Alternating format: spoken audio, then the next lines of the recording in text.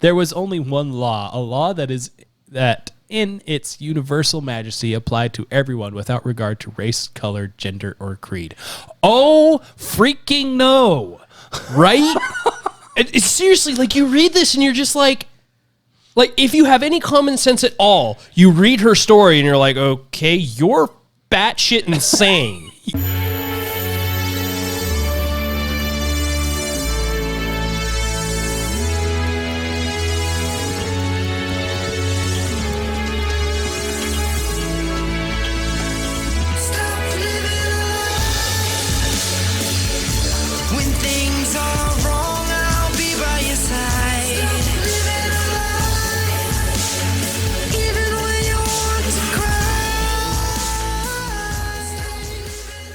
Stop it. Stop it.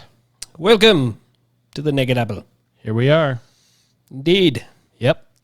We still exist. Yep. If you're looking for our video stuff, my computer decided to stop being a computer. It did. So no video uploads, but audio, of course, is still going because you heard audio last week. And you'll hear it again this week, and the videos will be up whenever we can get them up. Yes. Indeed.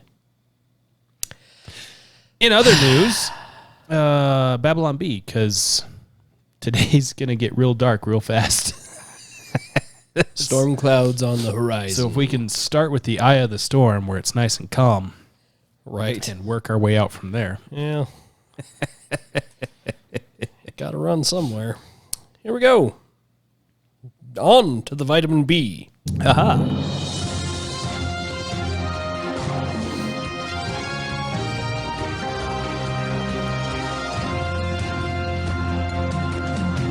Welcome to your vitamin B. Well, thank you. We have some wonderful and some not so wonderful news for you today. First off, let's start with the one that strikes closest to home. Sesame Street Oh, good. I love has watching aired Sesame a Street. 4-hour-long special Wow. where the count counts all 471 genders. I think it's 472 now since they aired that episode. It went up by one. The alphabet soup has gotten thicker. We're running out of letters. Running out of letters. We've gone to the Chinese alphabet to figure it out. Chinese have an alphabet? I thought it was all like pictograms and stuff. Yes. Anyway.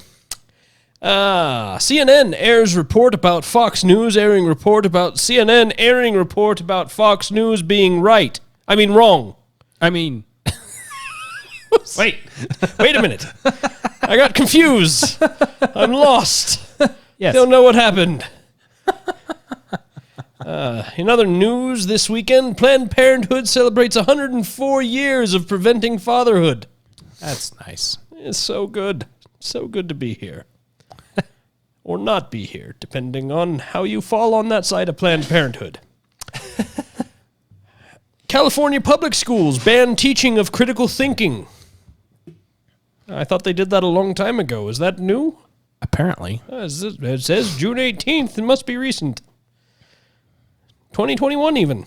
Eh, Wow. well, there you go. Let's see here.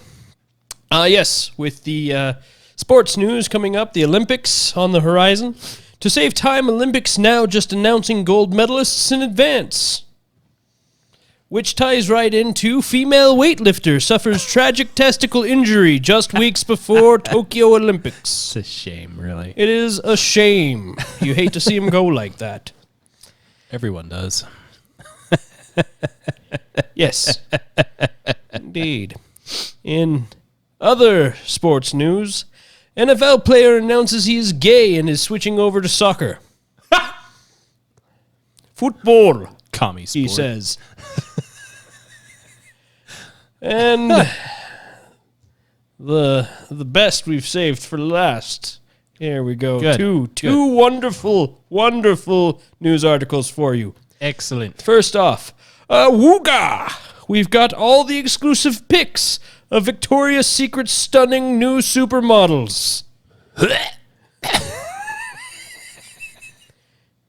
The best part is the headliner is Yzma from Emperor's New Groove. Imagine that in a bikini.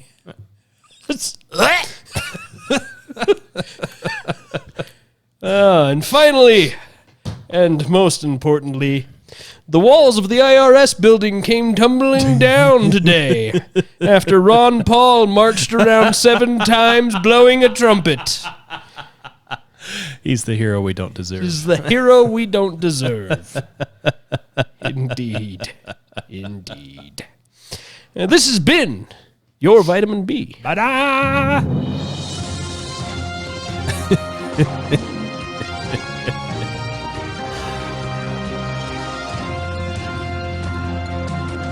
You missed an opportunity to play Kronk. There. I did. Yeah. I did miss an opportunity to play Kronk. Darn it. I was just so wrapped up in the news. The news. Trying to figure out who these other people are. It was one of the weird alien things from the cantina in Star Wars. Yeah, Megan Rapinoe can't And, get people to Danny watch DeVito. Megan Rapinoe can't get people to watch her play soccer, so she decided to dress up in lingerie. Amy Schumer and a fake mustache. That's definitely an improvement. I see this as an absolute win. And a flaming dumpster wearing lipstick. It's definitely a better lineup than the Angels. All right, in less important news than that. Everything is less important news than that. So Joe Biden was in Europe, and Blech. I wasn't really planning on covering much until Putin, because I thought that it'd probably be really bad when he meets with Putin. We were right. Yeah. I would call it a dumpster fire, but that would be an insult to dumpster fires. And trash pandas. And trash pandas. Trash pandas weren't even mentioned. No. How dare you degrade our food like that? So in a little press conference, Joe Biden let slip a little bit of how things work for him. Here's from his own. I'll take your own questions, lips. and as usual, folks, they gave me a list of the people I'm going to call on. So, Jonathan, Associated Press. Said the quiet part out I'll loud. take your questions, and That was the... See, Joe, when it's in parentheses, that's the part you don't say. Somebody needs to adjust his preparer, the person that writes his notes. What This was is- that you said, Biden? Joe, what was that? as usual, folks, they gave me a list of the people I'm going to call on. So, Jonathan, Associated Press. Oh, so it's not a free press. Cool.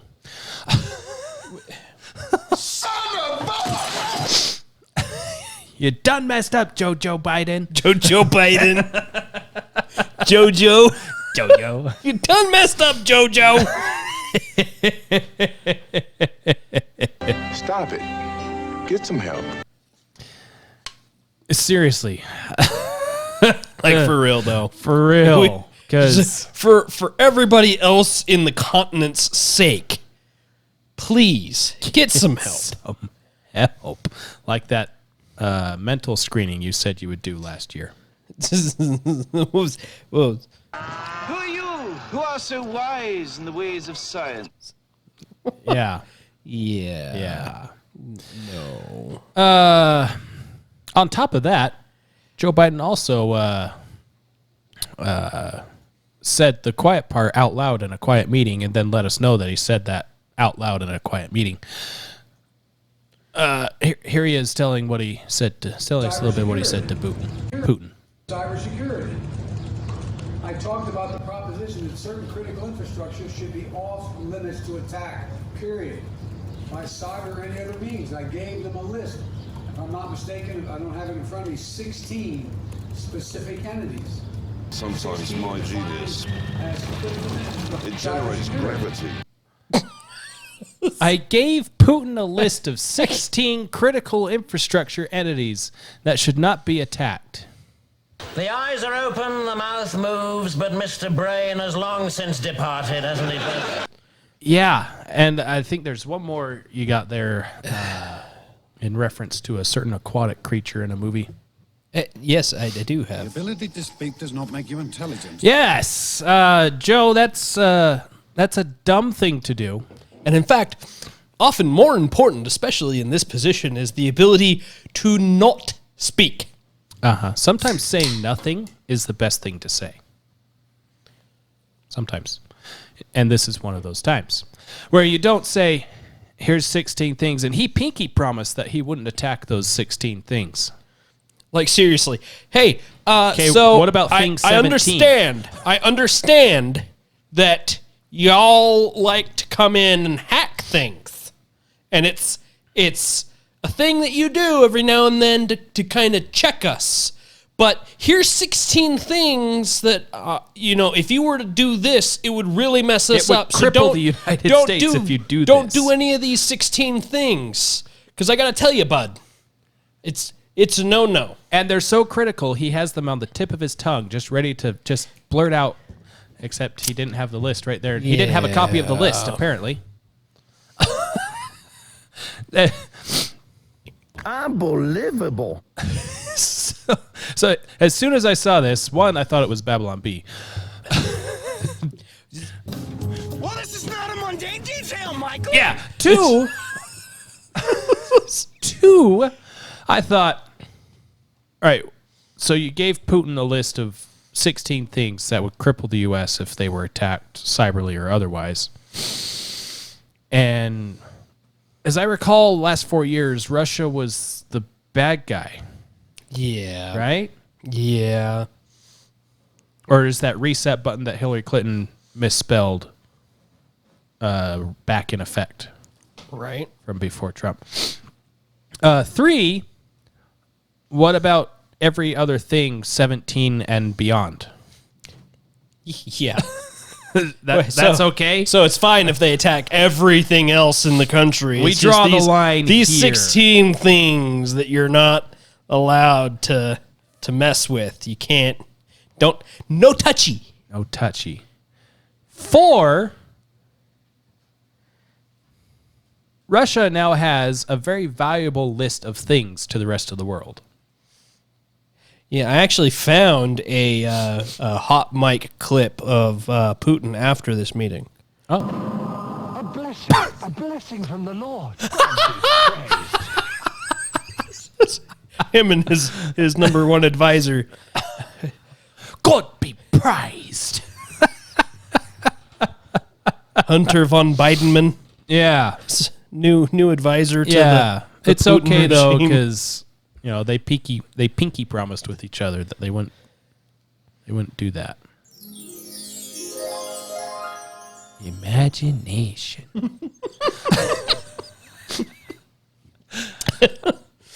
Like a child, he made a pinky promise. Some good news, though, on the Biden front, outside of that disaster that is Europe. That's in more ways than one, too. Really though. Really though. So Joe Biden banned oil drilling and all this stuff. I'm sure everyone remembers that because everyone talks about it. A federal judge said, no, you can't just... I object! And why is that, Mr. Reed? Because it's devastating to my case! Overruled. Good call! Yeah, turns out one man can't just wipe away millions and billions of dollars at the stroke of a pen, according to a federal judge in Louisiana. Yeah. A federal judge in Louisiana has blocked the Biden administration's suspension of new oil and gas leases on federal land and water, claiming the administration provided no rational explanation for the ban and did not follow the law in executing it. Yeah. Well then. Is this the Alaska stuff? Outer Continental Shelf Lands Act. Yeah. Yep. It's Alaska. Woohoo! So oil prices will continue to go up because that's what happens. But they just won't go up as fast. Yay! Yeah. On a note with that, speaking of judgments and things, one that we lost is the Ninth Circuit Court strikes again. Did you hear about that? Oh, the party pooper court? Yeah. Yes, they came in and said, no, we can't undo the assault rifle ban. They might be trying to screw me. Well, of course they're trying to screw you. That's all I have to What say. is it with that court? Why is there's always that one person at every party? Hey guys, I think the music's a little too loud. Guys, there's noise ordinance. Guys. I don't know that these beverages are approved. Guys. The Ninth Circuit is the kid that gets the swirly at the things. Yeah. Yes. Yeah. Yes. It's actual recording of the Ninth Circuit Court's motto. So if you're in California, you have to rebury all of your 10-plus round magazines. Go on another boating trip. Yep. And dispense with everything that you retrieve from the water. Yes. It's time to drop it again. Until further notice.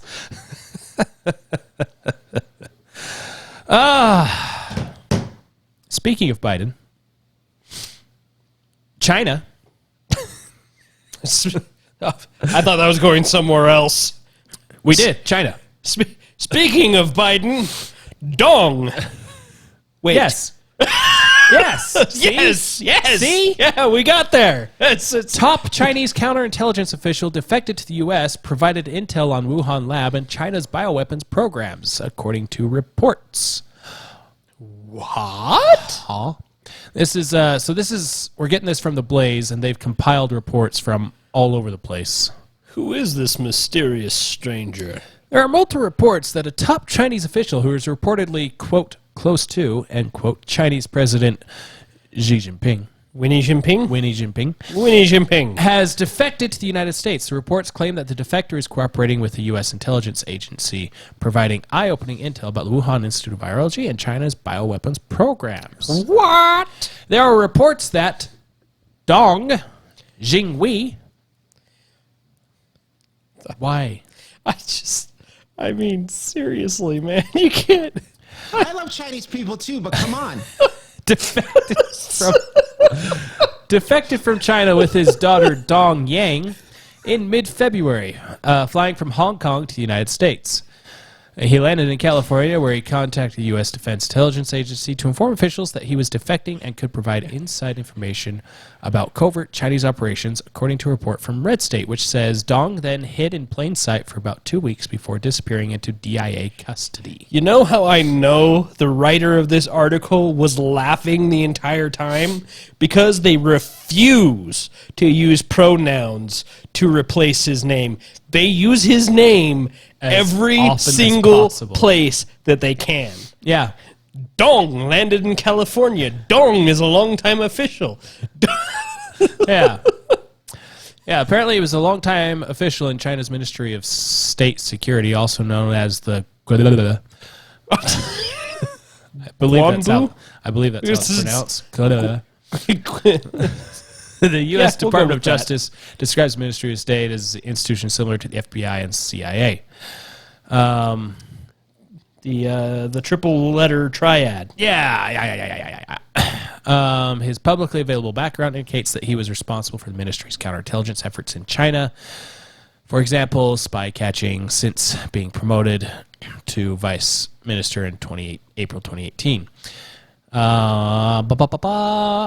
If the stories are true, Dong would be the highest level defector in the history of the People's Republic of China. In other words, China believes that Dong is the biggest dick ever. Yes. Yes. Yeah, and the reason why it's kind of important, so he was... There we go. He allegedly supplied the U.S. with information about the Wuhan Institute of Virology that changed the stance of the Biden administration concerning the origins of the COVID-19 pandemic. Red State reports not only does Dong have detailed information about China's special weapon systems, the Chinese military's operation of the Wuhan Institute of Virology. Wait, the Chinese military's So the Chinese military was operating the Institute of Virology, Wuhan lab, where they were modifying mice to have human-like lungs, which they completed in September of 2019, which conveniently is when their hard drives were wiped of any and all data.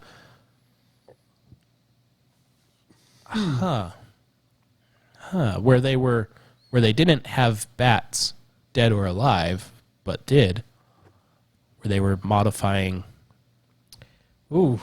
It also claims that Dong provided the DIA with information about early pathogenic studies of the virus we now know as SARS-CoV-2. That's not what we know it as. We know it as COVID-19. The Wuhan flu. The Kung flu. The Kung flu. Yeah. Yeah. So, he has extremely embarrassing and damaging information about our intelligence community and government officials in the terabytes of data he's provided to the DIA. Wow!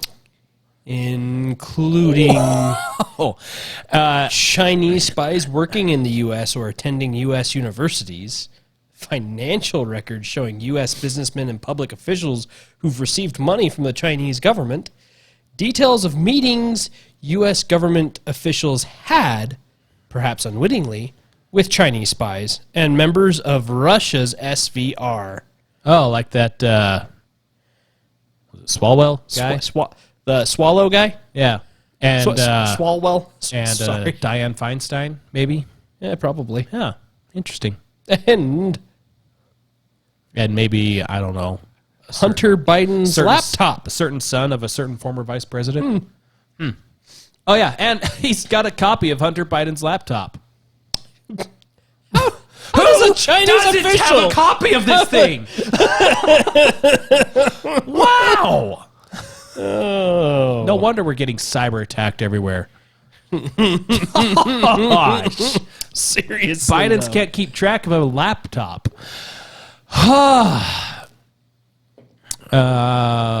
Showing the information the Chinese government has about Hunter's pornography problem and about his and Joe's business dealings with Chinese entities. Is that what they're calling it?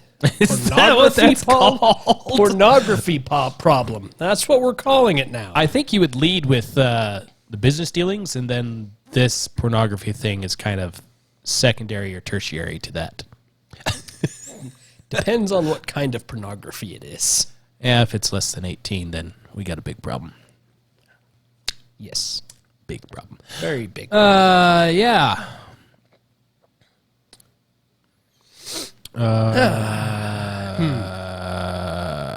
Yeah.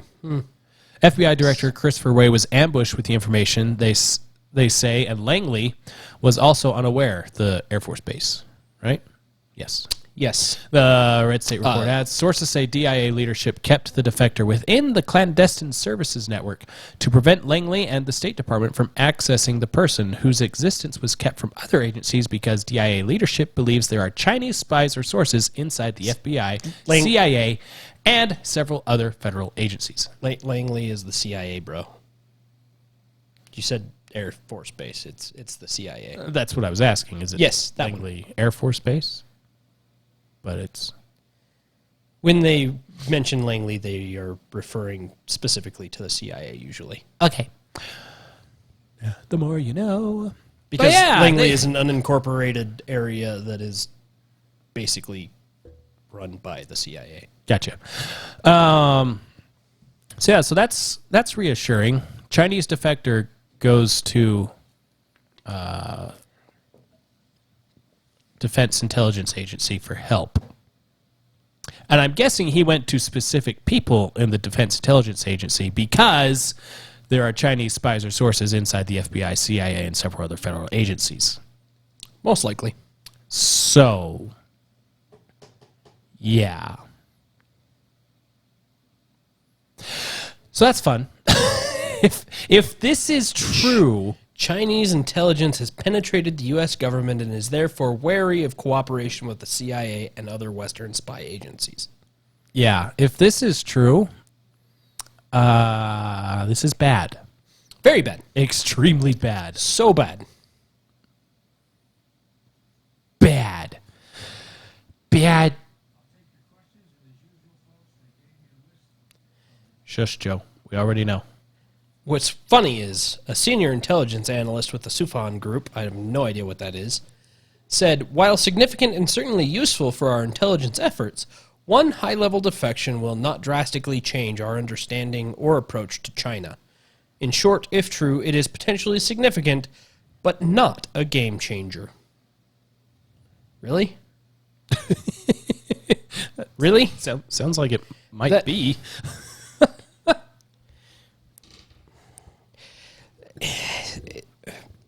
Well, this is not a mundane detail, Michael.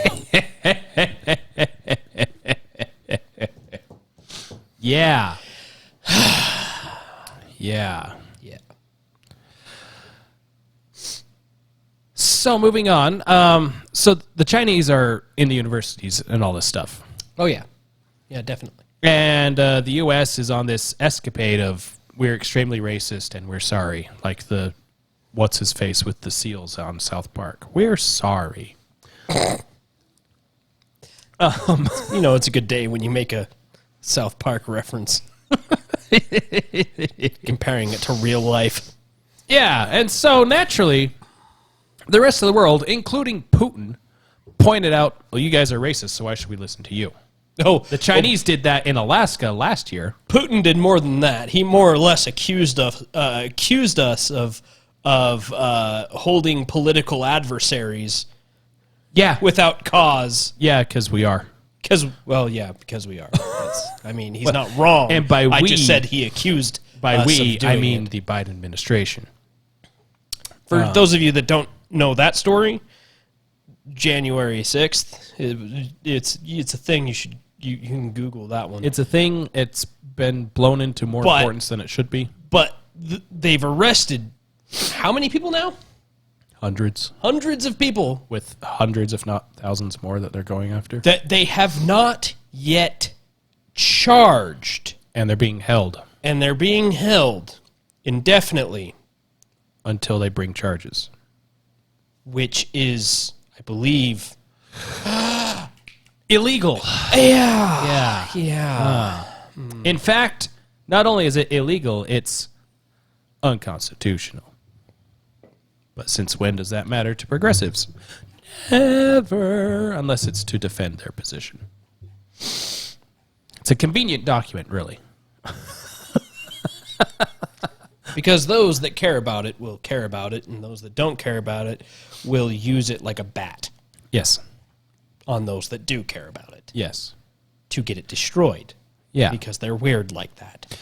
So, I say all this because this critical race theory, we touched on it last week with What's-Her-Face and the Confederate race theory. It's, We've touched on it a number of times before, yeah, and it's getting worse. it is getting worse. Because the more people find out about it, the more we find out how bad it is in that it's everywhere. And the funniest thing about it to me is that the people that defend it don't actually defend it. They simply say things like, "Oh, it's not actually in schools yet. It's not actually being taught. It's not actually any of these things. You need to go see what it is so that you can understand that it's not actually a thing that's happening. It's Oh. just a theory." Oh, gravity is still a theory. Yeah. Yet here we are. The difference between critical race theory and gravity is that gravity we understand is the thing that holds us to the earth. Critical race theory we understand as garbage. Gravity is useful. Gravity is useful and has examples of being able to work. It's just one of those things that is just slightly intricate enough that you can't actually theoretically prove it. If we had gravity knowledge instead of gravity theory, gravity fact, we would have anti-gravity technology that works sustainably. Mm-hmm. And we'd be able to make artificial gravity in a gravityless environment. Or even in a gravity-filled environment. Without spinning ridiculously fast. Isn't that essentially just what gravity is, though? Well, centrifugal force. Without using centrifugal force, we'd be able to make artificial gravity like you see on Star Trek, Star Wars, blah, blah, blah. Right. Yeah. Whereas actual gravity is the attraction of mass. Yes. Yeah. Anyway. So. But then it wouldn't be artificial gravity, it would be actual gravity. Yeah. Because artificial assumes that it's not real. Yeah. So if you artificially make real gravity, it is no longer theory. It's no longer artificial, it's real. Now that science class is out of the way. Back. Can you imagine those psychopaths? Yeah, we're about to get into some psychopaths. So we talked about Texas before, where like half of the school board was voted out because parents found out that they were telling their the white students there that they were oppressed, and the minority student, or the white students that they were oppressors, and the minority students that they were oppressed, in a school district that has the best results equally across the board. Yes. And for those that are saying that critical race theory isn't being taught in schools, it might not be getting called that in every instance, but its principles are indeed being taught in school and have been for a long time, starting in higher education. I think I saw one where it was called, where school was calling it critical resource theory or something like that. Oh, they call it all kinds of things. Critical resource teaching. They call it anti-racist studies. They call it critical resource theory. They call it, what was some of the other ones? There was a bunch of them. Yeah. All kinds of different things. Yeah, a lot of the times they'll use the same acronym, so then they can put CRT without having to change CRT. In California, parents started a petition to get rid of the school board because they were more focused on changing the names of the schools than they were in getting kids back in school. Yeah. What does that have to do with critical race theory? Well, the names of the schools were racist, so they need to change the names of the schools. Because that's what kids think about every time they walk into school is, here I go to this racist named building again. No, they for the most part, because schools suck at teaching history, they have no idea the building that they're walking into, the person it's named after. Anyway, so this is, where was this? This was in San Francisco. Rice-a-roni. So these volunteers are getting a petition signed so they could have an election to get rid of their school board, basically. And they ran into a guy that thought he was pretty cool. Fine,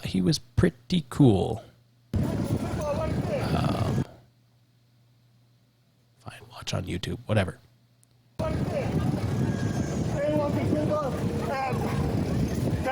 So, preface this, because it's kind of, I don't really want to do the whole thing here, but so this guy in the green is one of the volunteers to recall the school board, and this guy in the purple jacket thinks he knows better, and the guy in the green shirt is accusing him of stealing the petitions, which is a felony because it's legal documents. Huh. So yeah, they go on for a while. See if I can find the right. I think it's here. He's trying to ignore him. Stop touching me. Stop touching you. Yes, you are. I'm not touching you. You're touching me. No. Hang on. You guys get these guys right there. So they found. There you go. There you go. Back. I'm sorry. Caught me. You caught me. They found the things that he took and threw underneath a car. You caught me. I'm sorry. Okay, yeah, I did take them. You caught me. All right. It gets better. You but where is the other ones? Where's the other ones? Where is the other one? Oh! Oh! This douche canoe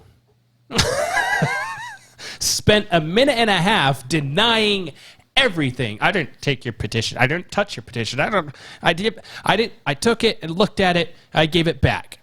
Well, here it is underneath the car where you threw it. Where's the rest of the petitions? Okay, yeah, they're in my back pocket. Oh, okay. Stop! You are breaking the law. I gave you back your shit. I gave you back your shit. No, you broke the law. If he leaves, is it okay? No, no, it's not. It's not okay. He broke the law. He broke the law. Now, California, I know you guys don't care about the law much over there because you can walk into Walgreens or wherever and steal $900 worth of stuff and walk out without any repercussions, which is why CVS or whatever is closing down a lot of stores there because they're losing money. Huh. Who knew? But if you don't stop people who are breaking the law, especially dipsticks like this, they're going to keep doing it and keep doing it because they think they're above the law. They think they're doing a righteous cause of stopping people from signing a petition to fix something that they believe is broken. I can guarantee you that the volunteer here that's stopping him, if this guy was doing a petition for whatever that the volunteer disagreed with, the volunteer probably would not be stealing his petitions. He'd probably just walk away and wait for, if the petition works, then you vote to keep the people in there that you think should be there. But I'm guessing this guy doesn't really care who's on the school board. Probably not. Because he looks like he's older than the age to be on a school board, to go to school. He also looks like he's most likely not going to have kids for a while. We can only hope. We can only hope. Yeah. Am I wrong? No, you're not.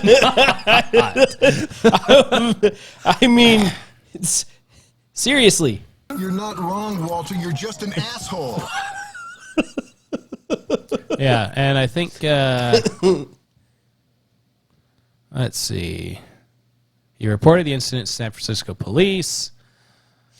And taking by force or stealth any... So under California Election Code, taking by force or stealth any initiative, referendum, or recall petition with signatures affixed to it from a signature gatherer is a crime punishable by up to 6 months in jail and a fine up to $1,000. Even if the petitions stolen were not large numbers, it is interfering with the process. It is an attempt to intimidate us, said Sivaraj at SFUSD. A parent who co-launched the recall campaign with his partner, Autumn Luyen. Luyen? Oh, I think these guys, I think were actually on, it was either Glenn Beck or Dave Rubin. Probably. I think it was Glenn. But yeah. Oh, I haven't watched Dave in a couple of days. I need to catch up on some of his stuff. Yeah. So there's that. And then there's this guy. And then I like this one. This makes me happy inside. Critical race theory isn't being taught in schools. Critical race theory doesn't teach kids bad things, except for it does, and it is. This guy took a little umbrage with the school board trying to... Every time somebody says umbrage, all I can think of is the fat bat from Harry Potter. And it fits. And it fits. Every time. Every time. I do the same thing.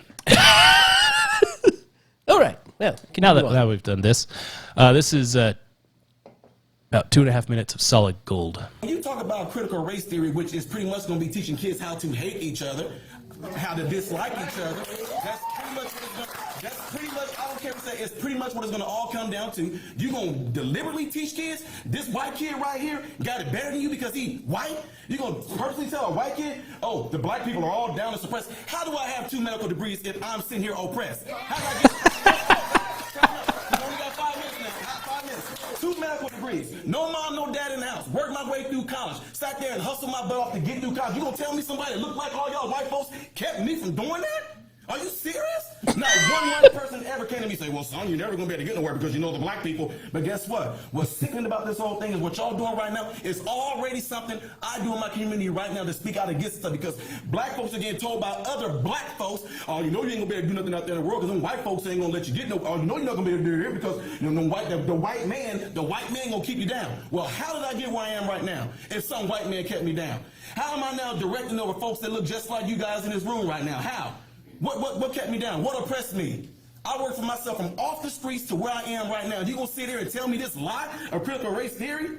This the reason why black folks can't get ahead because of white folks? Are you kidding me? This is what we come to now. I can't believe we even talking about this right now. The last thing I'm gonna say right here is something that's crazy. Martin Luther King said he wanted his kids to grow up in a world where they are judged by the contents of their what? Their character, not their skin. If they letting this stuff go on right now, it is absolutely doing the complete reverse of what he's doing. So when February comes, don't talk about Martin Luther King. When February comes, don't talk about Black History Month. Y'all gonna sit there and just pretty much pee on this grave with this nonsense? That's exactly what's about to happen. Lastly, we are talking about our kids. We are talking about our children. What's so sickening about me, I love the Discovery Channel. You will see that on the Discovery Channel, animals will put their lives on the line to protect their children from danger. Nobody want to get to the heart of the matter, get to the meat of the matter, get to more of the story. It all comes down to it. The person that's going to be suffering from this, the ones going to be hurt from this, is the kids. 10 years from now, if this stuff goes on, whose fault is it going to be? Whose fault is it going to be? Who we going to look back on and blame for this? Because this is stuff we talking about right now. This stuff is going on right now. I do this stuff on a daily basis. I'm in the hood. I'm in the communities. I'm out there with folks in their face. I've been doing this stuff since I was 18 years old, talking to black folks. And you know what? None of them are buying this nonsense. None of them are. But if you want to implement this into the school system, I guarantee you to the day that I die, I'm going to be the very person right there debunking stuff, tearing stuff down, letting them know they can do exactly what I did and get exactly where I am by putting themselves to work and getting there. And ain't not one white person ever going to keep any of them from getting there. So the CRT stuff, BS. Don't scream. That's the school board. Don't scream. Do it. Gosh. These arrogant people. Yeah. Don't scream. Don't be racist. And don't teach our kids to be racist. Because here's the thing. Children don't know how to be racist until you teach them how to be. Because kids really don't care. They'll play with whoever will play with them. Until you tell them you can't play with that person. Well, why not? Because this, and this. You have given that child a reason to not like that other child. Oh, I didn't think that through. Yeah, because critical thinking isn't a thing we're supposed to do anymore. Apparently. Yeah, so, critical race theory. Critical race theory.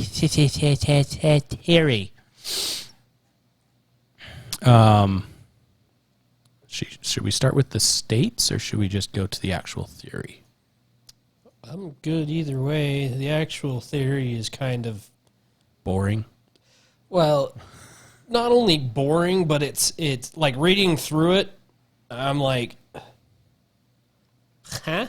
It's 190 pages of putting as many big words together as possible to make it sound like it's deep and thought out, but really it's just saying the same thing over and over again. Not just that, but it's anecdotal. Like this first section is Angela Harris, I think, is the author of at least this first piece here, and she tells an anecdotal story about going to school.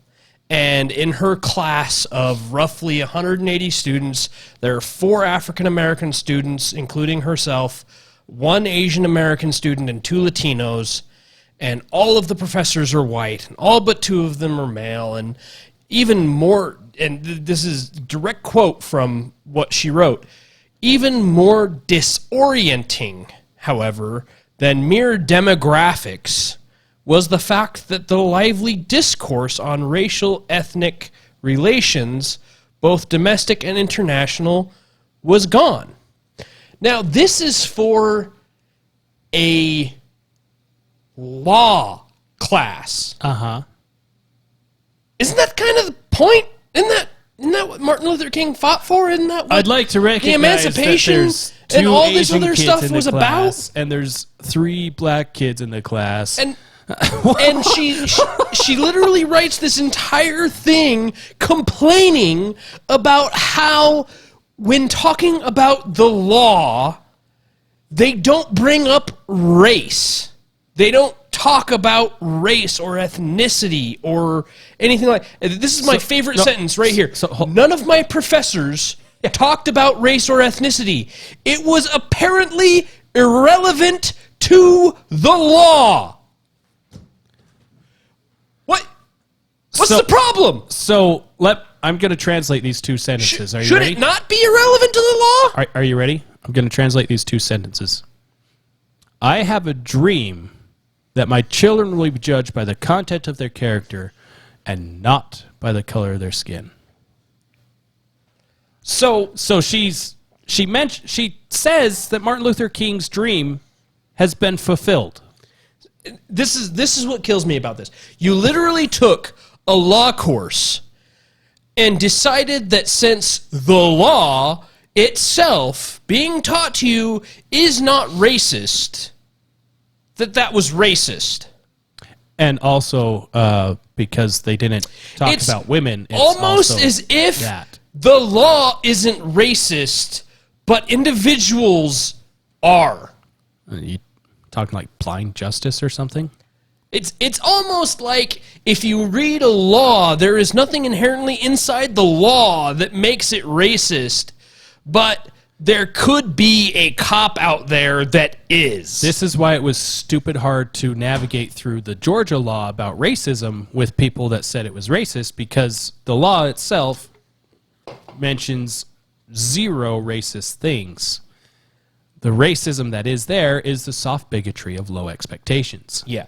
So then the story continues of her and a couple of these other classmates decided that there was something missing from their law classes, and it was disorienting, and they were unsure of themselves. So they felt that something needed to be done. So they went outside of the classroom to look for what it was that was missing, and so they went and found people that were teaching the things that they wanted to be taught. This last thing, there was only one law, a law that in its universal majesty applied to everyone without regard to race, color, gender, or creed.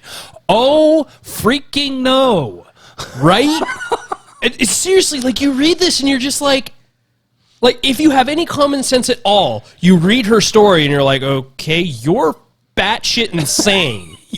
Because what you're doing is the issue. You're looking to include racism because there wasn't any when you found it. Like, what you were being taught didn't have any. So you're trying to add it in. Like, they go. She did, right? They did. Right there. They did. She found her racism by thinking, how can I make this racist? Oh, poverty law is racist because communities of color are in poverty. What about the ones that aren't? Right? Welfare law. Oh, because there aren't any white people on welfare or in poverty. Or there aren't white people that break the law in criminal law. Or there aren't non-minorities that immigrate to the U.S. Mm-hmm. So just above that, if you scroll up just a little, right there. A little bit. Okay? So the last sentence of the end of that paragraph, that one right there that you've got your cursor over, last 2 sentences. Mm-hmm. So they go and they leave their classroom that isn't teaching them that the law is racist, and they go and they find other groups to teach them what they want to hear. It's literally what they did. They went and found another group to teach them what they wanted to hear. And they started reading groups. And in reading groups, we began to explore the literature of critical legal studies. Oh. Oh. That's a phrase I've heard before. But it gets better because they found issue with critical legal studies. You know what their issue was? There seemed to be no critical literature on race and the law. It's almost as if critical theory and critical legal theory, which were created by racists to begin with, but it's almost as if the two of those things weren't aimed at racism, but they were aimed at the division of wealthy and poor so as to create a class division that they could exploit to import Marxism. Something about the proletariats and stuff? Yeah. Yeah. Because that's exactly what they were. Both critical theory and critical legal theory, critical legal studies, as she calls it here, both of those are derivatives of Marxist ideals. Yeah. Yeah, which Marxist ideals that went to the School of Hamburg, where Nazis then took it to Harvard, and from there it became critical legal theory. It was critical theory that went to whatever I said, School of Hamburg. Yeah, School of Hamburg. And then the critical theory was then taken to Harvard, where it was changed to critical legal theory. Yeah. So this whole thing that I've been reading is the introduction. It's the how they came up with this idea. Right. How they started this movement. So then you scroll down and you get to the first chapter, which is just equally as boring. I don't know. That was pretty entertaining. And she goes more into depth about all these, and this is how you know. This is how you know that what they are slinging is bullshit. Because nowhere in her beginning thesis here, nowhere does she mention fact. Nowhere does she quote actual studies. Nowhere does she bring up real information. Instead, she says things like this. You are a white person. The child, the shopper, the jogger. The responses are all from white people and are all negative. Are you annoyed? Do you for even a moment think that maybe you are receiving this treatment because of your race? Or might you think that all these people are having a bad day? Next, suppose that the responses are all from persons of color. Are you thrown off guard? Angry? Depressed? How do you feel? Oh. Do you immediately think that you might be treated in these ways because you are not white? Oh. Are you angry, downcast? Do you let it roll off your back? Nowhere in here does the idea of actual facts, actual intentions, nowhere does that come into play. So reason has not been strapped down to the chair. Does not matter whether or not somebody intentionally was being racist to you or anything like that. It only matters how do you feel. And this is the problem. Because you cannot, and I'll repeat that, you cannot control what somebody else does. Nope, you can't. It doesn't happen. You can't. But you can control how you act on what somebody else does. And I'm going to reiterate that because I want to make sure you understand how you act based on what somebody else does, not how you react to what somebody else does. Because when you react to something somebody else does, you end up with something like this. How do you feel? That person walking by didn't say hi to me. She probably thinks I'm You should not ever react to other people. See, normal people in the situation she's describing, because she was talking about, you're walking through a store, or you're jogging or whatever, and the interactions you would have there, whether the person actually interacts with you or just walks on by. She's sitting there thinking, is that person a racist? That jogger didn't say hi to me. They're probably racist. Or that jogger said hi to me. They're probably racist. And it's better with context because it's not even that somebody said anything to her. Yeah. Or anything. Just a nod. They just went by. Yeah. Because here's another truth bomb for you. The world doesn't revolve around you. No. It really doesn't. See, when I'm out and about, I kind of get annoyed at people that try to say hi to me. Not because I don't want to interact with people, but because I just don't care. Right. Don't. And back to the point I was putting in right there. So there's two different ways that we interact when somebody does something. We either react to them, which is, and let me try to put this in a clear thought here. So a reaction is, it's a gut, it's a knee-jerk reaction. It's a knee-jerk response. Right. You're simply retaliating. It's an emotional response. Yes. You're simply retaliating to what they did. So if you are reacting to what other people are doing, then you're going to always have issues with your interactions. You're going to always have these types of things where you overthink what they were thinking, what they were doing, why they did it. Instead, you should try to live your life simply acting. So somebody does something and you choose your action. That's the difference between a reaction and an action. A reaction, you aren't really choosing to act. You are simply reacting. You're responding to what happened. Whereas acting, somebody nods at you in the park. Well, if I'm choosing to act, I can nod back. I can wave. I can ignore them. I can go about my day. If I'm reacting, I wonder if they're racist. See the difference? Uh-huh. You're forming your life around other people's actions.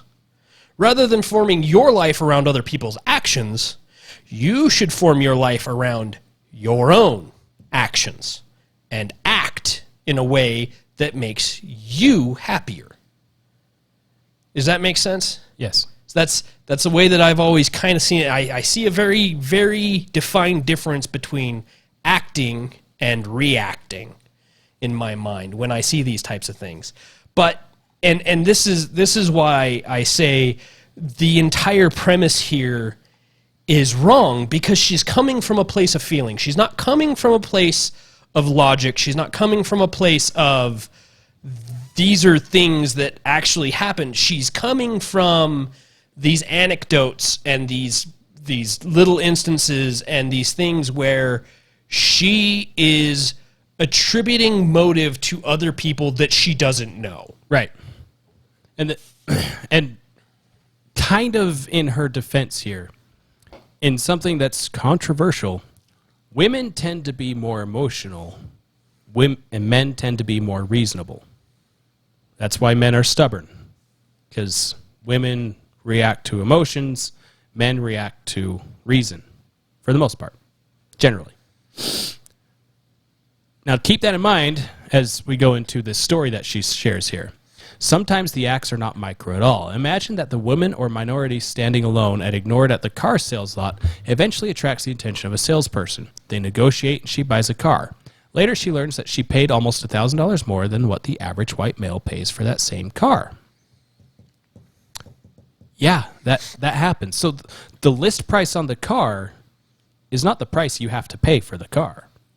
If you can outsell the salesman, you can pay less for the car. Yeah.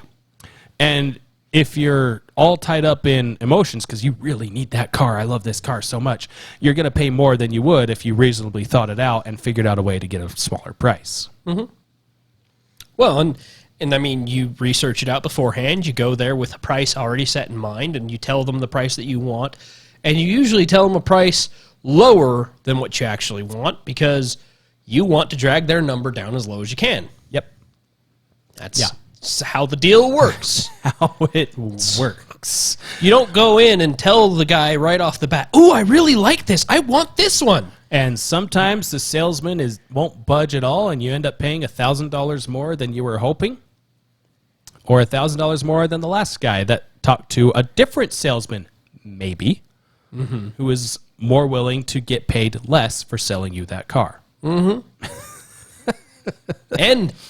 they always have that hidden little stuff in there where you go in and, okay, this is the price, but we have dock fees and all these other little things that get tacked on, and no, well, your actual price is $2,000 more than I said because, you know, I know we knocked off $2,000, but here's $2,000 more, stuff. so you're paying exactly the same. You know, thing. which is why you also have to include things like out the door price. Yeah. I'm going to pay this much out the door. Okay. A good way to you know? skip around a lot of that, especially at a used car lot, is to ask for the invoice on the car. Yes. Because then you see exactly how much they paid for it, how much they put into it, and then you tell them, "I'm willing to pay you this much for all that you did to that car." So yes. It cost you this much to do all this. You're asking this. Not that this is a lesson in how to buy a used car, but this is a reasonable way to go into a sales deal instead of an emotional way to go into a sales deal. And if I go in and I pay $1,000 more than my friend on the same day who talks to the same salesman, it's because I am emotional and I suck at making deals. I want that car. I want that car. I'm I was paying told $1,000. it was the last one left, but apparently exactly. I'm paying $1,000 more not because of whatever X reason. I'm paying $1,000 more because I failed to negotiate as well as the other guy. Yeah. That's all it is. You know, just like she ignored at the very beginning. Sometimes it just is, without any thought about race, gender, anything. And here is point 2 of how you know that all of this is bullshit. And point 2 is blaming someone else. Yeah. Because one of the key... Because it's not racist to think that the white person walking by you saying nothing is racist. Right. Well, and not just that, but one of the key pillars to a happy life, to self-confidence, to self-possession is also self-ownership. The things that happen in your life are not somebody else's fault. They're just not. When you get to a point in your life where even if somebody does something else to you,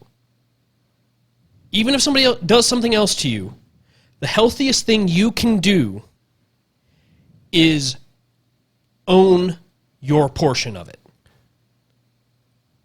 It's the lesson that Rafiki teaches Simba. Yes. And you can either live in the past or you can learn from it. Yes. And that's not to say that bad people don't do terrible things. Yes. That are their fault. You know, you get mugged. That's not necessarily your fault. But how you respond to that, how you carry on with your life afterwards, how you carry yourself afterwards, whether or not you go and attempt to learn some form of self-defense, whether or not you go and arm yourself, whether or not you attempt to change your life in a way that will prevent that from happening in the future, that is your fault. Yeah, how many stories do we see of people who have lost a limb for whatever reason go on to give TED Talks and whatever motivational speeches, or even just live their lives like a normal person, even though they're missing a limb or 2 or 3. And they have every right to be mad at the world because they can't walk on their own anymore, or they can't use hands anymore because they don't have hands. They have every right to be angry and just sit there because they're not whole. Right. But those that choose to move forward are far better than those of us who haven't had those incidents to work through. It's the exact same thing here. Because you can look at it and you can say, well, people do racist things. And that's true. Yep. Some people are racist assholes. Yep. Hands down, that's a fact. That happens. Yep. People do racist things. It happens. And should it happen? No. No, it shouldn't happen. Nobody should have to deal with that. It's true. But how you respond to it says more about you than the fact that that person over there doesn't like you because you're different than they are. Yeah. Says about you. Yeah. Because if you choose to dwell on it and let them be right, because you're putting yourself down because of what they think, then your life isn't going to be as wholesome, isn't going to be as whole as it could be if you simply chose to act for yourself rather than blame somebody else for your life. Yeah, and racism isn't a color issue, it's a human issue. No matter, you go through all of human history and you will find people being oppressed because they are different skin tone than somebody else. You find white people being enslaved by black people being enslaved by white people. White people being enslaved by white people. Blacks enslaved by blacks. Yellows enslaved by yellows. Whatever it is. Excuse me. The cottonwoods are... They're awful. Killing me. But if everyone in the world had the exact same skin pigmentation, the exact same, we would find something else to hate each other for. Did you know that people with green eyes commit more crime than Did you any know other? that people with blue eyes and blonde hair are just simply better than everyone else? Yeah. Wait. Wait. Sounds wait. familiar. This is I've touching. I've seen this one touching before. something a little- Hold on. I see. Wait a minute. Wait a minute. Hold on. What is this? Amo, you magnificent bastard! I read your book. Yeah. No, seriously, and this is the kind of thing that like yes, like we said, people are this way, and they shouldn't be. It is tragic that people are that way. But all people are that way. It isn't just white people. She just was a perfect example of that. Well, the person that jogged by didn't nod their head, or they did nod their head. Either way, they were racist in how they did it. And so this idea, and that's what this entire thing is pushing towards, is this idea that we have to focus on that because it's been a problem.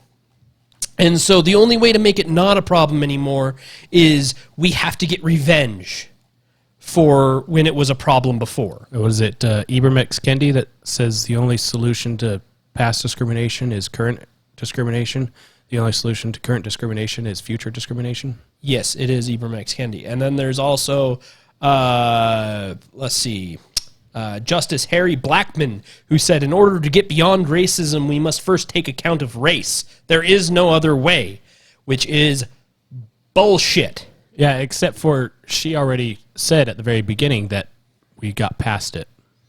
But she refused to accept that. And this is what this whole idea doesn't understand, is that in order to heal, in order to get past these things, what we need isn't an accounting.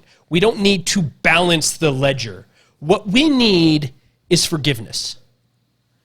Everybody just needs to find it in their hearts to forgive everyone else. To realize that, you know what, I don't walk the same walk that you do. I don't live the same life that you do. I don't always understand exactly where you're coming from. But we can find common ground and we can move forward. And we also need to realize that nobody should ever be held accountable for something that their ancestors did, because that's just stupid. You can't be held accountable for something you didn't do. You can't be found guilty of a crime you didn't commit. Because there is no justice in that. There is no legitimate reconciliation in that. There is nothing in that but a cycle of violence and pain. And it's base humanity that drives that idea, and I don't understand it. Yeah. Because it's not just in critical race theory, it's in the world. Look at other countries. Look at China. Look at Korea. When somebody defects from China or Korea, the defector isn't the one that gets punished. It's all of their relatives for several generations. Yep. So if somebody gulags and camps, if somebody leaves the country, defects to another country, they obviously got away, so they can't be punished. So you know who gets punished? Grandma, grandpa, mom, dad, brother, sister, cousin. What happens when you daughter? What happens when you defect from the U.S.? The U.S. just tries to extradite you from whatever country you were in. Yeah. They leave your family alone.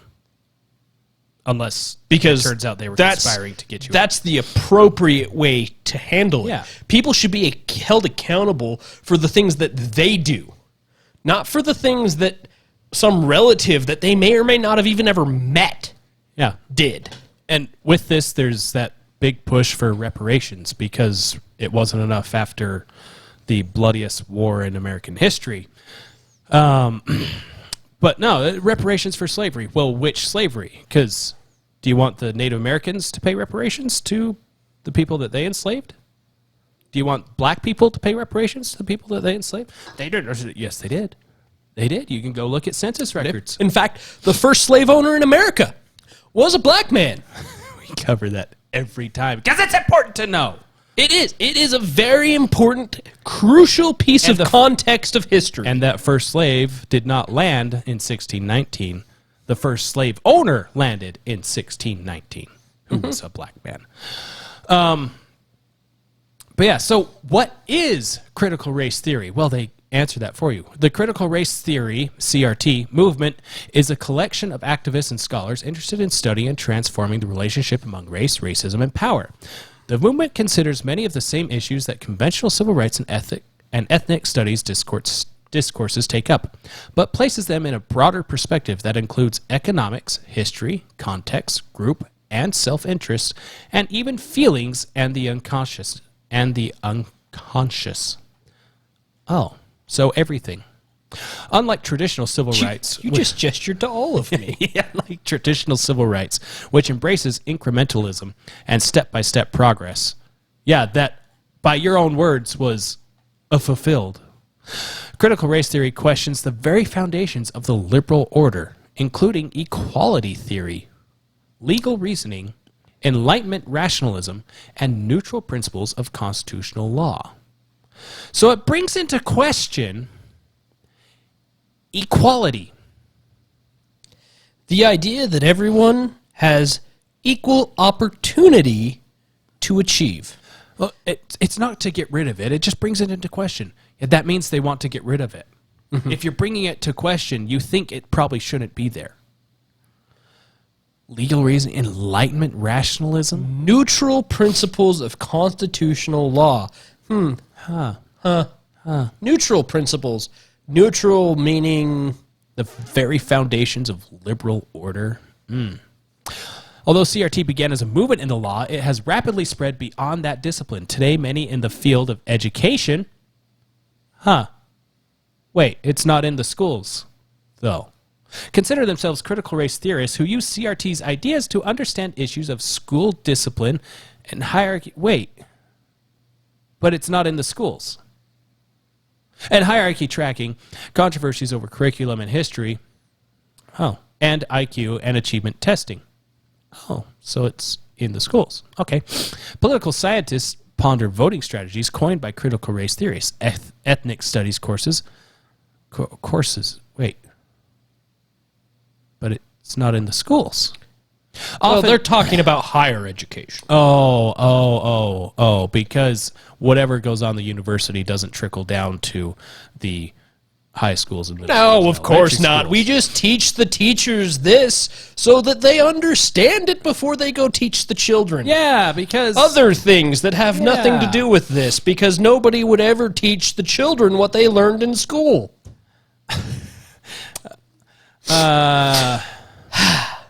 See, it makes says- perfect sense if you don't think about it. ethnic studies courses often include a unit on critical race theory, and American studies departments teach material on critical white studies developed by CRT writers. Oh, what about critical black studies, or is that racist? Unlike some academic disciplines, critical race theory contains an activist dimension, like BLM Yes. or Antifa? Antifa. It only tries to It not only tries to understand our social situation, but to change it. It sets out not only to ascertain how society organizes itself along racial lines and hierarchies, but to transform it for the better. Interesting. It's Barack knows that we are going to have to make sacrifices. We are going to have to change our conversation. We're going to have to change our traditions, our history. We're going to have to move into a different place. I'm going to skip down a little bit. Thank you, Michelle. I'm going to take you back off the campaign trail now. We're going down to... she's a guy, so... It's page 80 in the thing. It's page 103 on the PDF. Oh, that's good to know. Yeah. So then I can just type it in and skip. Boom. Yeah. Look at that. There I am. Right in the middle here. Ooh. This section here.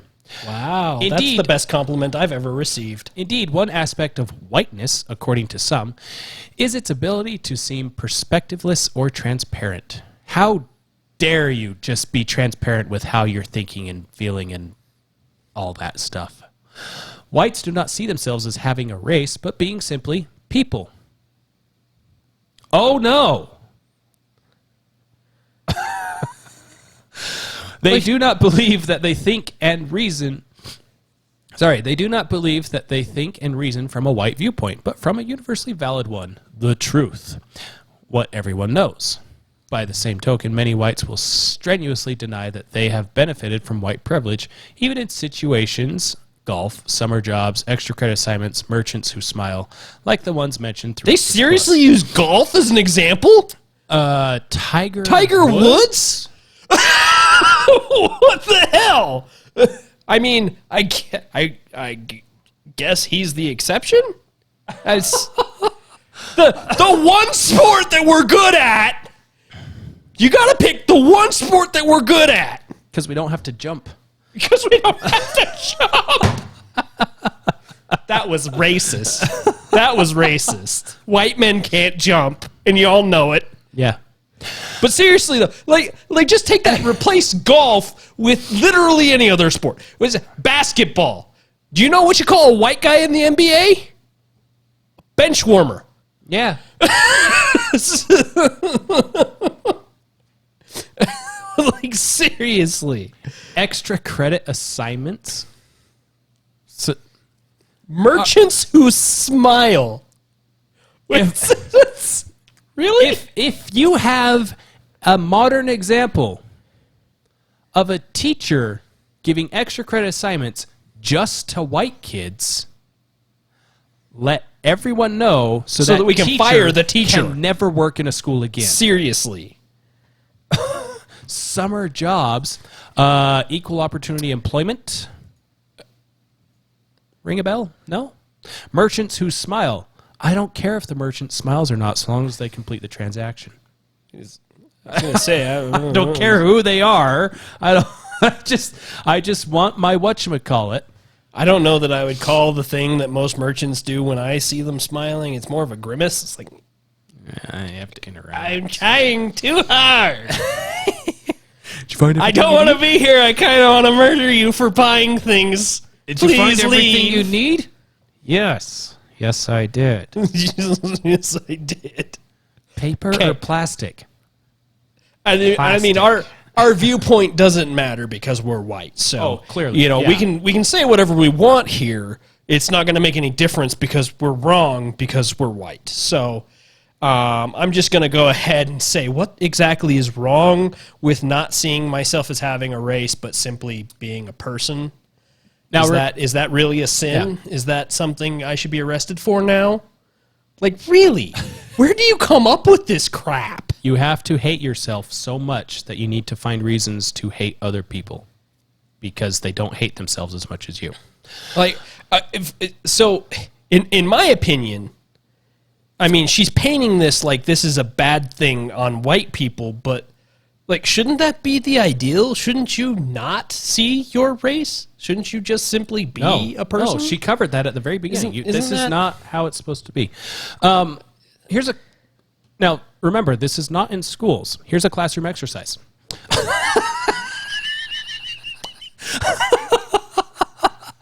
There's literally the headline there is classroom exercise. And the first word is imagine a Russian Jew. Orphaned at the age of 2. They rhyme. She's a poet and she didn't know it. She wrote a Who book on racism. She did. Dr. Seuss book. Anyway, there we go. So imagine a Russian Jew orphaned at the age of 2 who immigrates to the United States at the age of 15 without a penny of knowledge. Without a penny or knowledge of English. She attends night school while working as a supermarket bagger during the day and plans to attend a community college and major in pre-med studies. First of all, 15 years old attending night school? They have night school for that? Can you do that? Is that a real thing? I missed the boat on that. It's a bigger thing on the East Coast. Huh. Anyway, plans to attend a community college and major in pre-med studies. The person is white with blue eyes and blonde hair. Is she privileged, unprivileged, privileged in some respects but not others? Well, I mean, from the way you described her, she left Russia, came to the U.S., so, I mean, she's privileged because she's in the U.S.? Yeah, she's privileged in that she was able to make it to the United States to also, better her life. She's unprivileged because in this scenario, it sounds like she made it without her family, so she's probably in an orphanage. Yeah, that's what it says. Orphaned at the age of 2. Ah, yes, see, orphaned at the age of 2. She's here without family, working to support herself and go to school at the age of 15, so unprivileged, definitely. Definitely unprivileged. But a hard worker, so I bet she goes far. Divide into small groups and argue this question. Then ask yourselves whether white privilege has any application beyond a narrow circle of elite prep school products. Why? What's the point? Why? Because you have to hate Jewish people because they're whiter than you are? Seriously, though. So, the ideal is that you can remove white, blue eyes, blonde hair, Russian, Jew from that equation. Just remove all of that language and just see, okay, would this person have a chance here? Somebody immigrates to the U.S. at the age of 15, orphaned at the age of 2, no family, comes here, attends night school, works as a supermarket bagger, and plans to attend a community college and major in pre-med. Are they going to make it? The majority of the time, the answer is, well, if they apply themselves and do well, yeah. You remove all the fluff, remove all of the things in there, and it boils down to, well, if they work hard and apply themselves, then yeah. Yeah. And like, that's the American dream. Just like that video we saw of the guy that he worked his butt off to get 2 medical degrees. And the funniest thing is that they use this and they specifically make it a white, blue-haired, blue-eyed, blonde-haired, the Aryan race female. Yeah. Because they're trying to make a specific, they're asking a broad question looking for a specific outcome. Uh-huh. Do you think she's going to make it? And I don't know. How dedicated is she to actually going to school? How dedicated is she? She's apparently very Does she find a boyfriend and get knocked up? Does she give up her dreams and do something else? How do you know? I don't know. You don't know until they actually apply themselves. On the try. surface, what But I see is someone that's freaking dedicated. This is the funny thing, is they take this narrow, very, very specific scenario and try to apply it as the general blanket. This is just proof positive of everything we're talking about. But look at how many, I mean, if you're going to use anecdotes anyway, look at how many anecdotes there are of people of every race, religion, creed, and color from all over the country that have done this exact effing thing and made it. Yeah. They achieved the American dream. The Korean barbershop owner, all these different people across the country that immigrated from other places showed up here without a penny to their name, put themselves through school, taught themselves English, taught themselves all these different things, started their own company, and have a family and are living the American dream simply because they applied themselves and they believed they could. And you know what's tearing them down? It's not the system. It's the riots burning their damn building to the ground because you think that you're underprivileged. Go fornicate a cactus.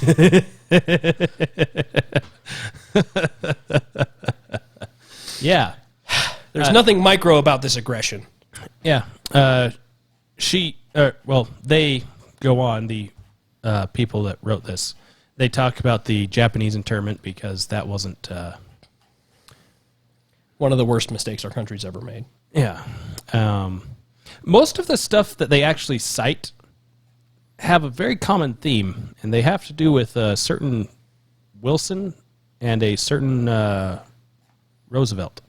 Oh, you mean Tweedledee and Tweedledum? Yeah. Two of the worst presidents that have ever graced this God-blessed country.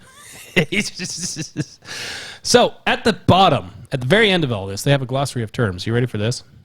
Oh, sure. Nationalism. I'm already angry. Nationalism is a view that a minority group may legitimately focus on its own affairs first. Yeah. What? Yeah, see, that's the thing. You want to get rid of individualism. I wonder if that's in here at all. I don't know. I'm looking for it. Indian removal. Nope. Indeterminacy? That's not a real word. Nope, not here. Yeah, okay. I probably am not allowed to say this word right there.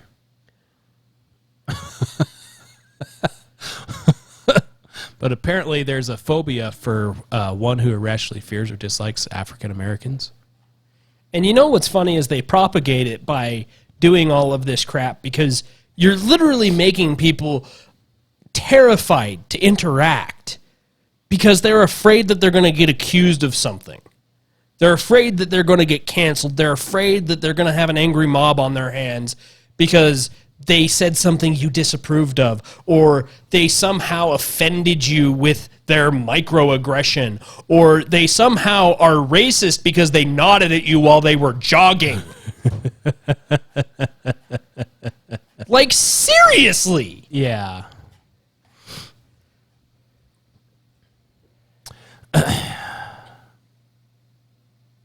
Interesting. They have the old definition for liberalism. Political philosophy that holds that the purpose of government is to maximize liberty. Oh, classically liberal. Yeah. In civil rights, the view that law should enforce formal equality in treatment. Yeah. What's wrong with that? Nothing. That's the way it should be. Yeah. Should enforce formal equality in treatment. Yes.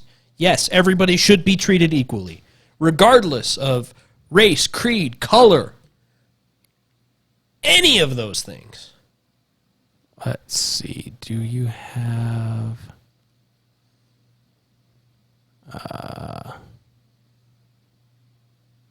No, they don't. Yeah, so that's a dip into the 190-page garbage that is critical race theory. In the links down below. That's funny.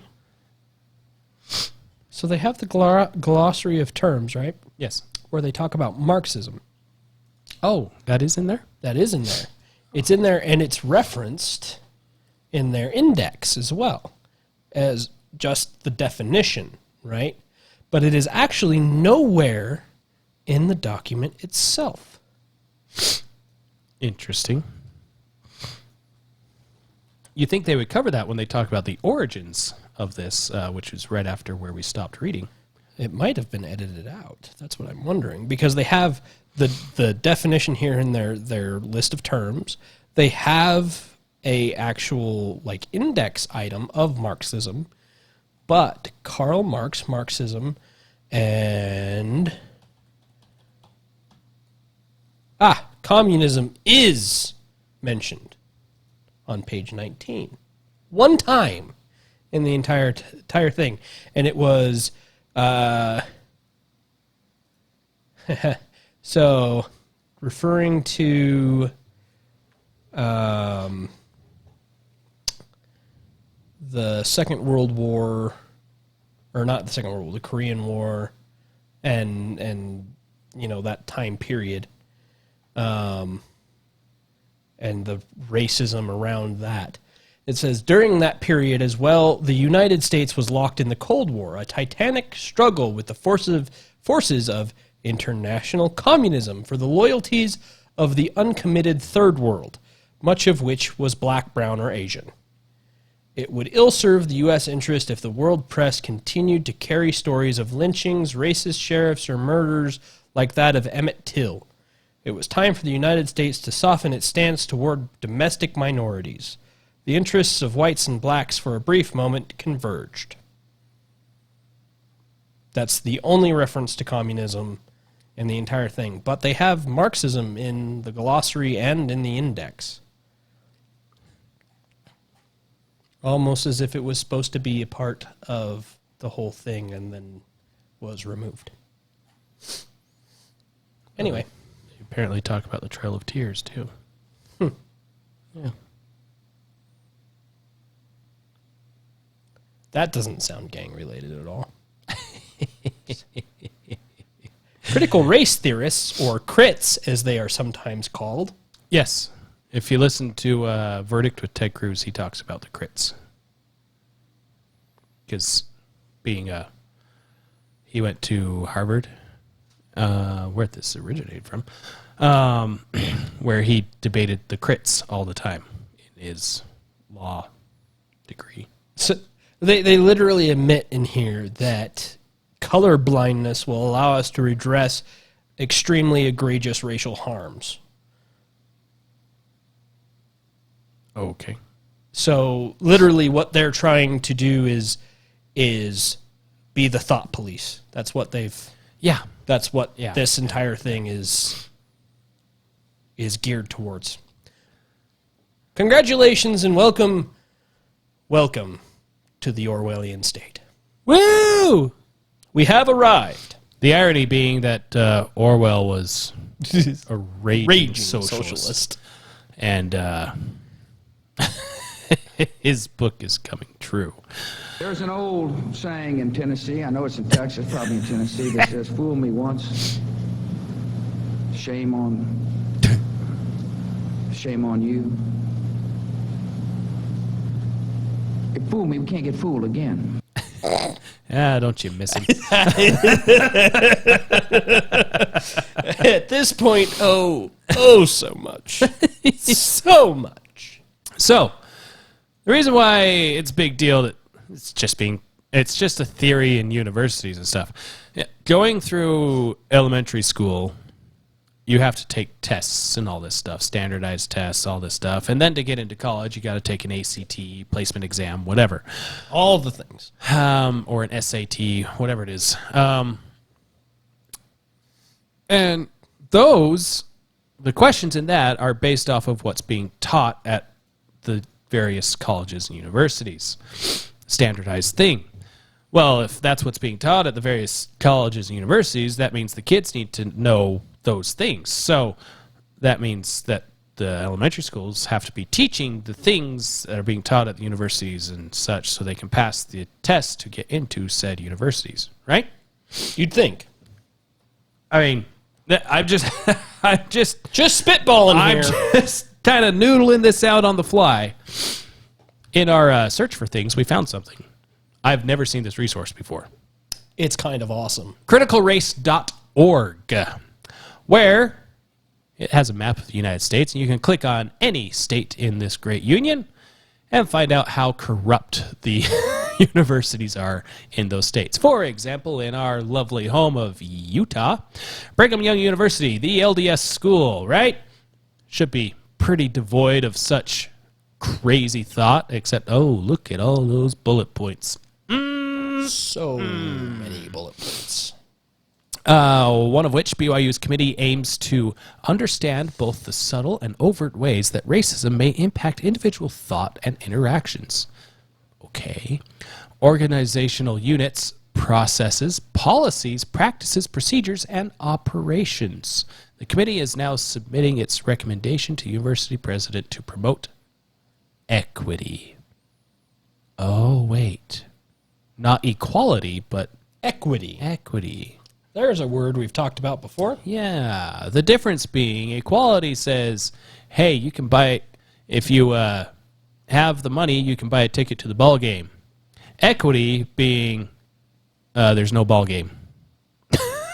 Nobody gets to watch the baseball game. There, you're all equal.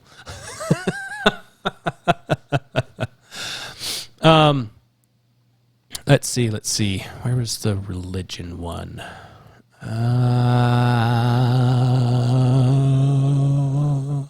There it is. Curriculum changes and requirements. The committee recommended the university, quote, commit to changes to general education, religion, it's a religious school, and elective courses that educate students on race, unity, and diversity, end quote. So critical race theory wants to manipulate. So this is religion. Changing general education, religion, and elective courses to include, would be my guess, educating students on race, unity, and diversity. So they want to add to all of the regular courses. This religion stuff you're teaching, make sure you also teach about all this racism stuff. In this religion course, you must teach about race, unity, and diversity, is what they're saying. Oh, okay. All right. There's equity again being brought into the thing. It's the committee recommended the university, quote, design and implement a race-conscious recruitment strategy to attract more BIPOC student applicants to BYU. The committee also recommended the university, quote, invite the Office of the General Counsel to evaluate the legal parameters of a race-conscious admissions model for BYU in the interest of pursuing an enriched environment for the student body. We need more black people here. Translation. Basically. Yeah. So do whatever you have to get more black people. So do we keep doing what we were doing? Yes, but so long as it's black people. Oh. Yeah. And with this, too, you can go in there and it's got links to where they found it. And they got the archive link because it changes all the time. Here's what they said.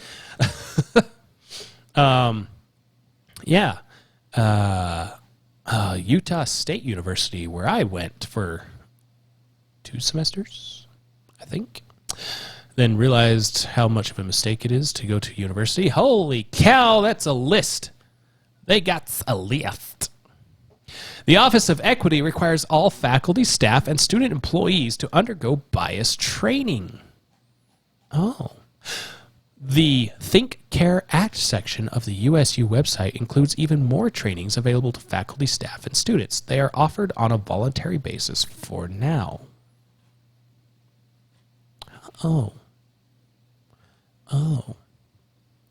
The Office of Inclusion in the Department of Student Affairs offers the ability to report students for discrimination or harassment. Oh.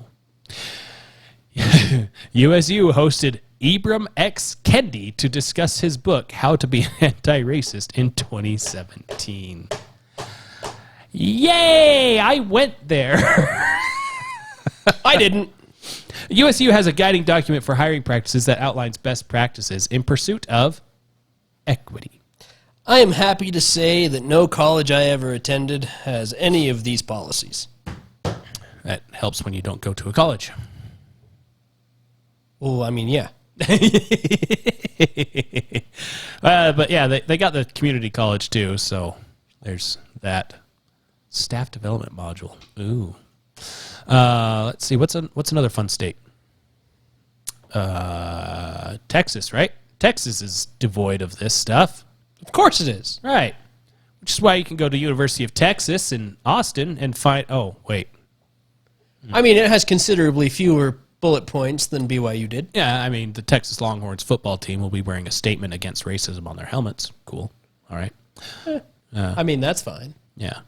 University proposes implementation of political litmus tests for hiring as well as promotions for diversity. Okay, that's weird. That's dumb and borderline illegal. Especially if you're receiving federal funds, which, seeing as how you're a university, you are. The Department of History has announced the creation of its Anti-Racism Action Committee. Oh. The Institute for Urban Policy Research and Analysis hosted a COVID-19 Essential Workers and Black Women series. One of the proposals during the series said workplace establishments should explicitly account for the intersection of gender and race. Or, stay with me, the workplace should account for producing the product the workplace is supposed to produce. Maybe. I don't know. Just throwing out ideas here. It's out there, I know. Yeah, but so that's just universities. Well, there's a K through 12 link here where you can find all of these different things where it's in K through 12 schools. All these links and articles. De Blasio is trying to kill gifted and talented education. I want to see this. New York Post is pulling the plug on gifted and talented testing of 4-year-olds. The program began under Michael Bloomberg. De Blasio says this will be the last year the Department of Education administers the kindergarten test. That the city will not be providing that test in the future. Of course, his successor could reverse the decision, blah, blah, blah.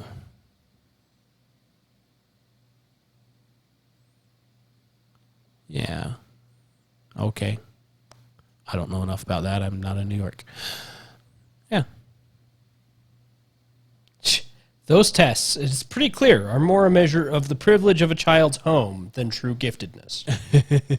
That's literally what this is about, is that the ones that were scoring high were ones from a house, I would assume, probably with a mom and a dad and, you know, is a full family. Things that promote healthy brain activity? Yes, and being taught things at home before school and whatever, and so they were scoring high on the test and whatever, and so, well, this is showing only things that it's really just a test of privilege more than it is of whether or not they're gifted. So we're just gonna, you know.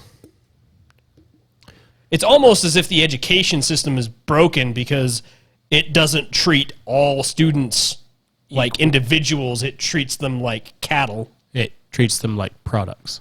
Mm-hmm. Social justice comes to math class. Students debate Seattle's plan to rehumanize K through 12 mathematics with talk of privilege and oppression. Because, it's easy enough to understand math when they start throwing letters in there.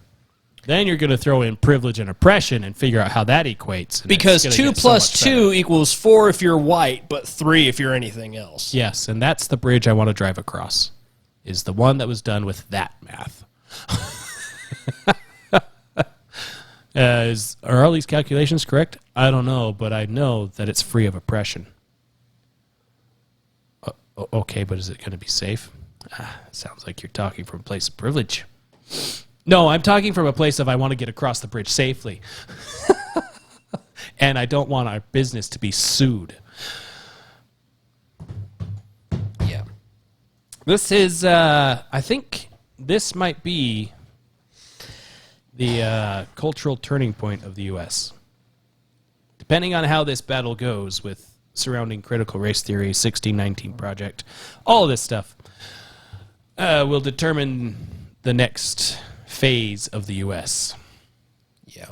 And thank heavens there are people like that parent that we watched and hundreds of others you can find on the interwebs who are fighting tooth and nail to slap some sense into the school administrators in getting this garbage out of here. And let's be real, Twitter isn't real life. Like, I know we pulled that video from Twitter, but if you look at Twitter as a whole, it's very, very, very far left wing. And that's not real. That's not the way the world is. And if you think it is, you're living in a bubble. A big bubble. And you need to step out and actually look at the rest of the world.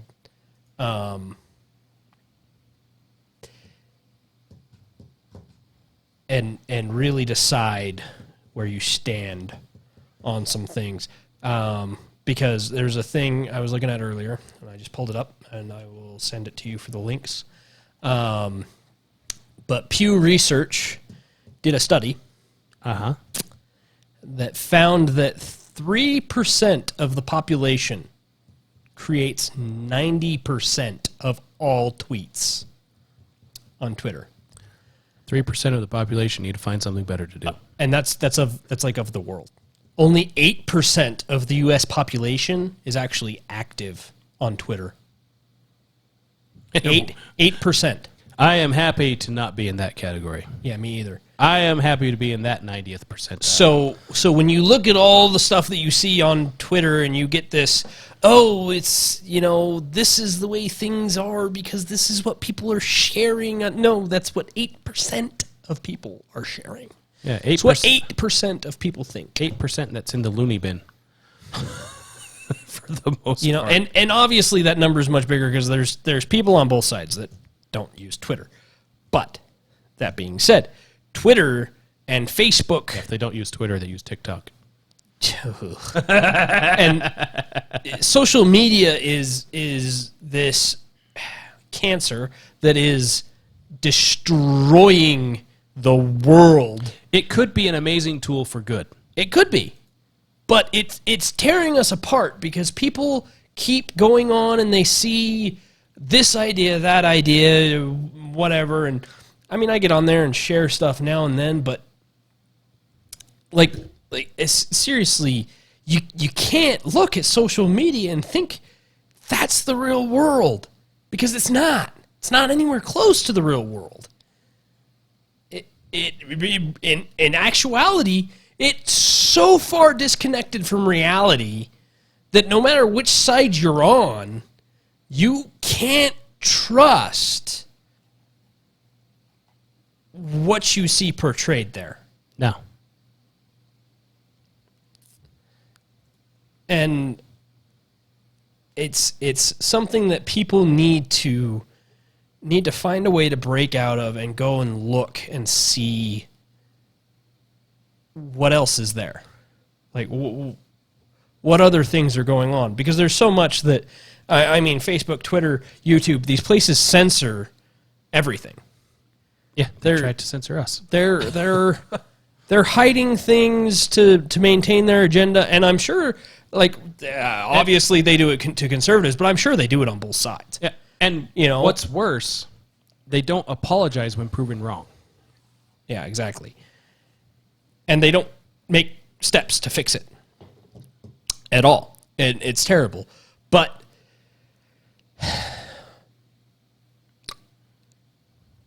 everything boils down to we have become so divided over things that we really shouldn't be fighting about. No. Racism. I'm on your side. I don't agree with racists. I think racism is stupid. I don't care what color you are, what nationality you are, where you grew up. I don't care. The only thing that I care about is that you are living an independent life, trying to achieve your own dreams, and leaving other people alone. That's all I care about. That's literally my entire viewpoint is I really don't care what you do as long as you leave me alone.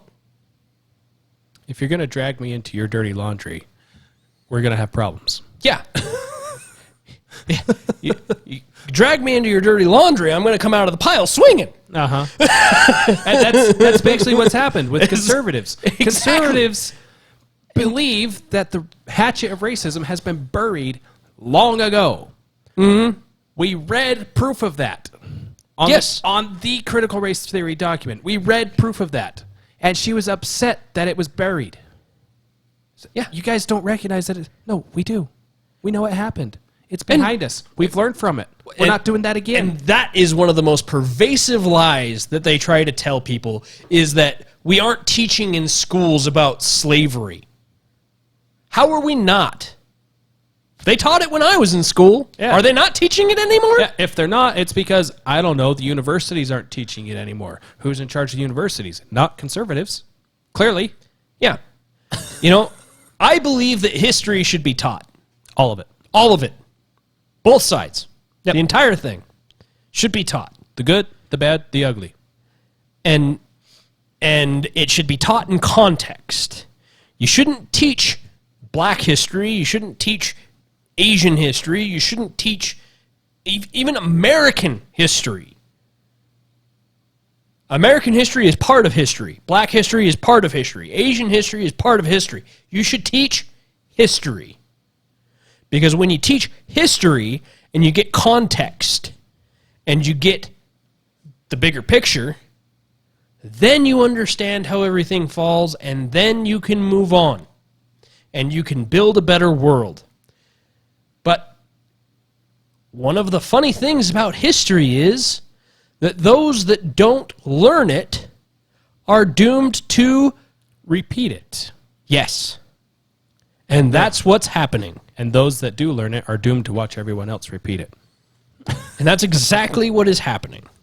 People that never took the time to really learn history in context, all of it. How much more different would things be? Rewind to 2008. Right? Yeah. Rewind to 2008. Barack Obama's president. Okay. How much more different would the world be if he used this opportunity as president of the United States? Because I never heard him say this once. Look how far we've come. The first black president of the United States. I started out in this situation. My father immigrated from Kenya. My mother, blah, blah, blah. Whatever his backstory is.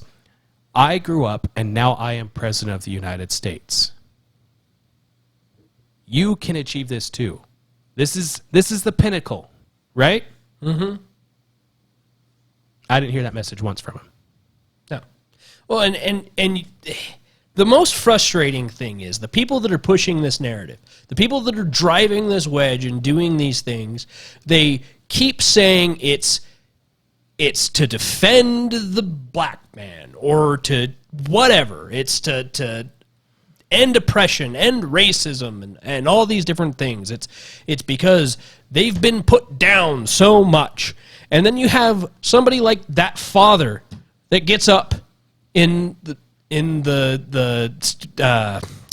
whatever school board meeting and and talks about all of his achievements and how what they're teaching is wrong. And he's an example of the fact that they're wrong.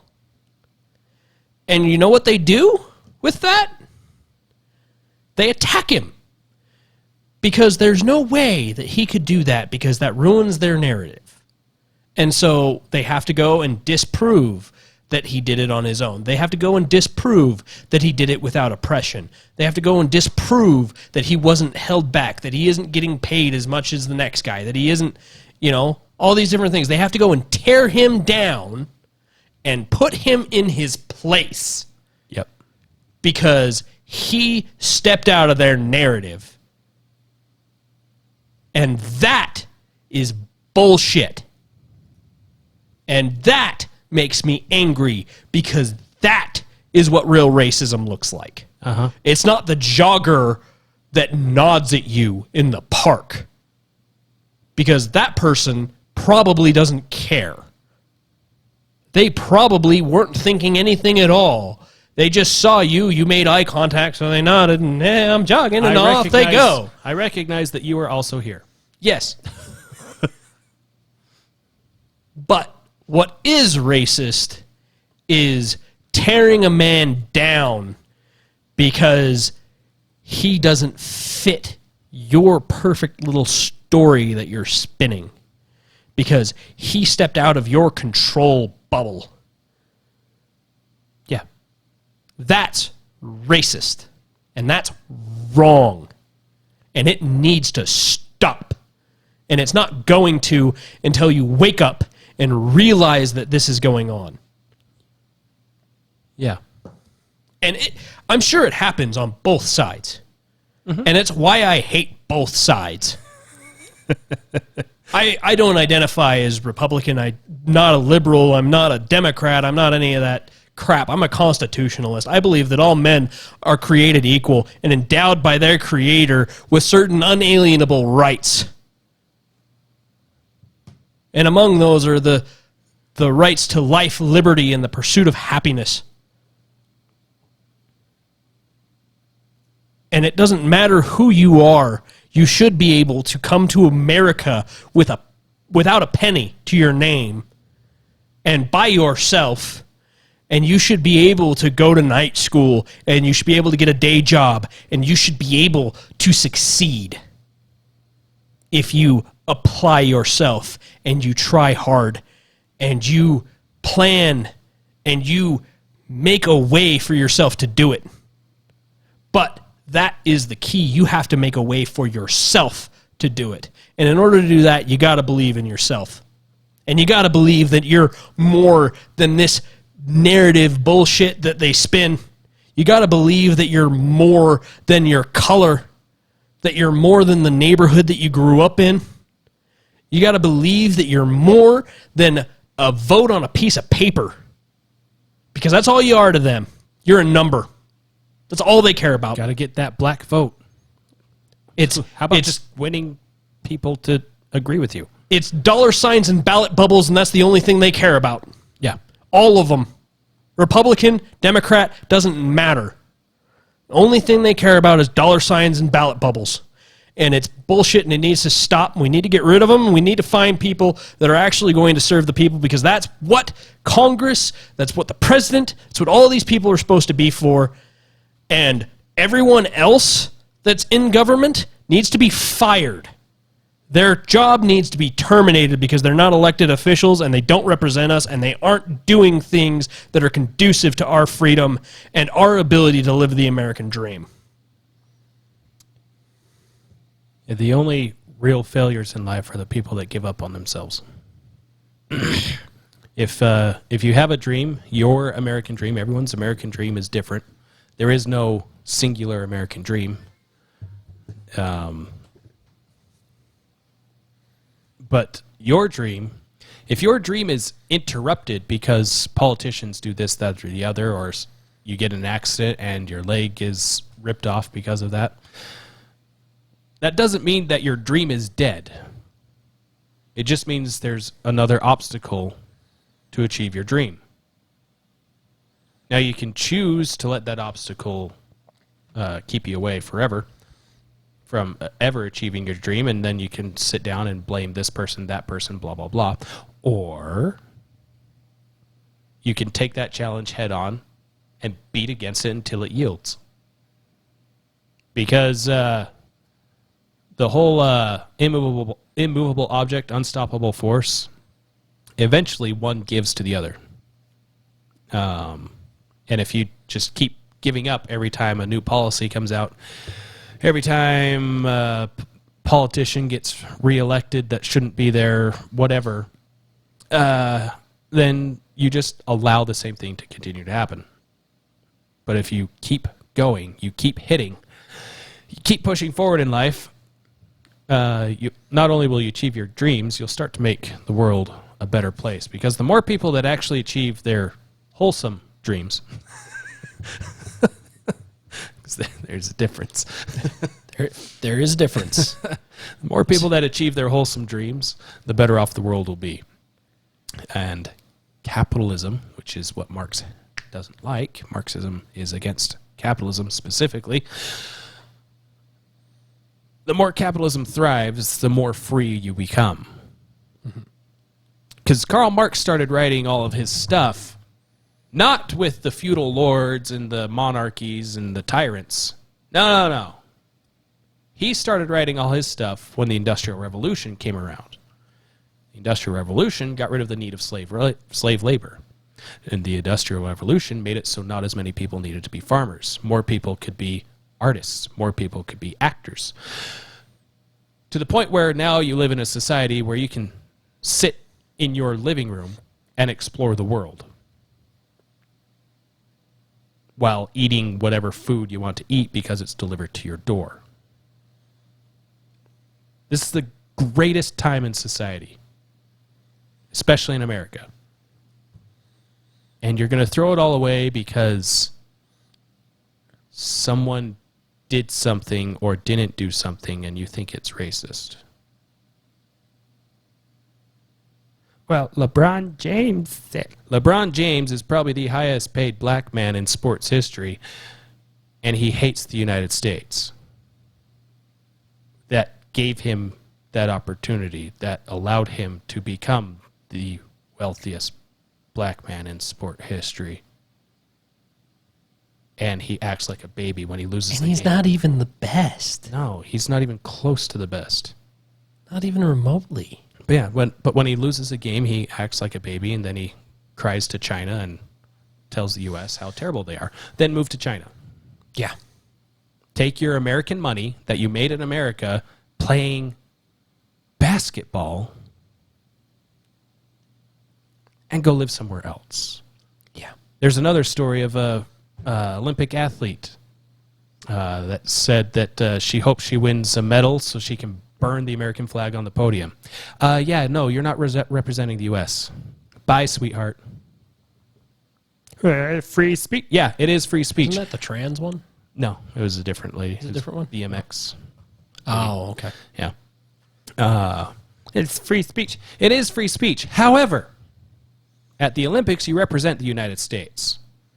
And if you're going to basically destroy the United States while representing the United States, you don't deserve to represent the United States. You don't deserve to have that flag anywhere near you. Mm-hmm. And you can go wear any of the 194 countries' flags in its place. We'll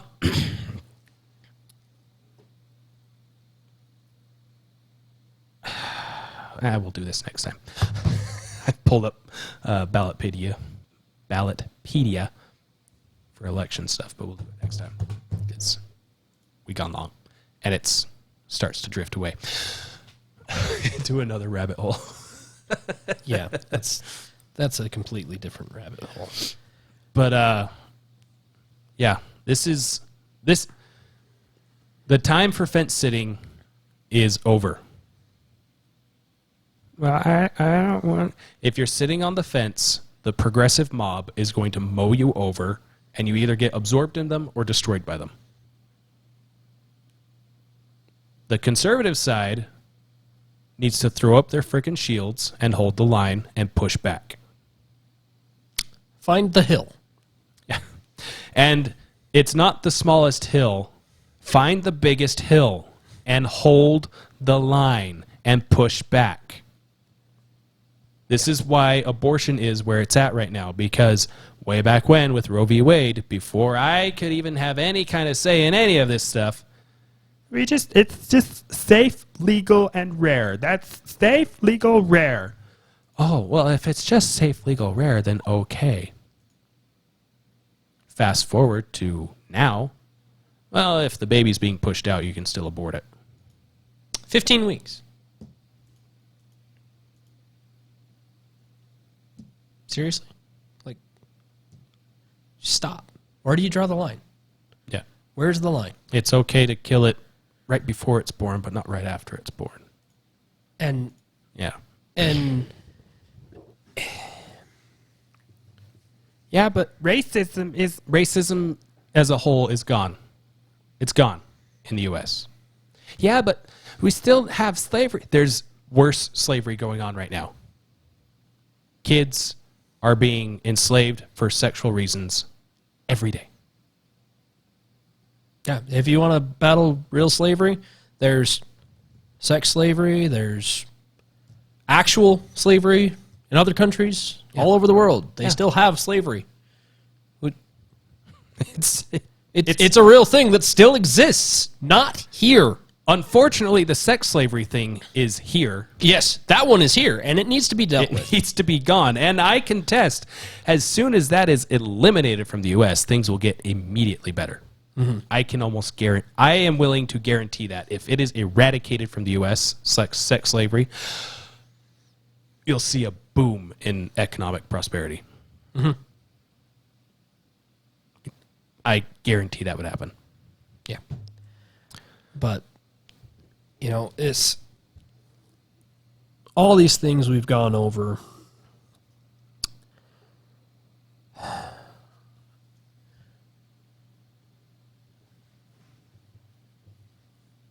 I don't know that anyone could say it better than Martin Luther King Jr. said it.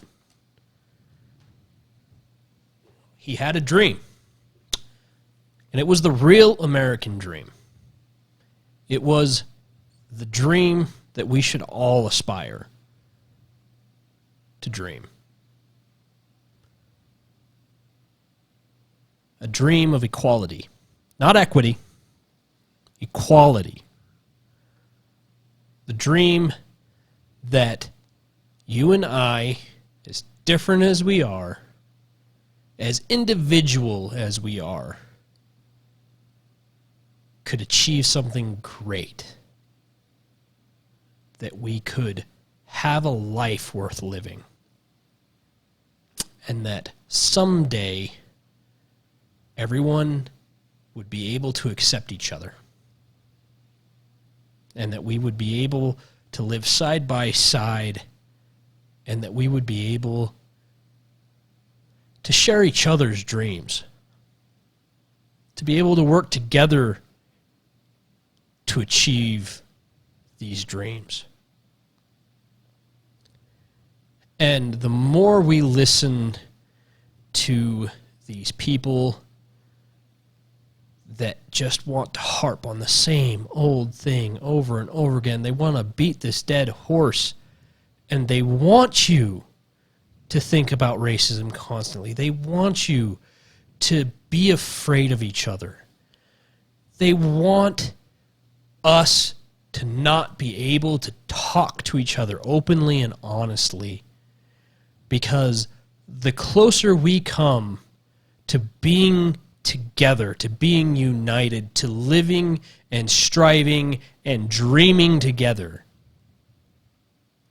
the less power they have and the less capable they are of manipulating us.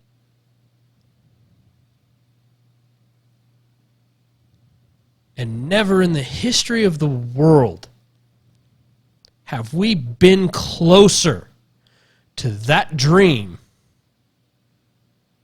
than we are right now. And it terrifies them.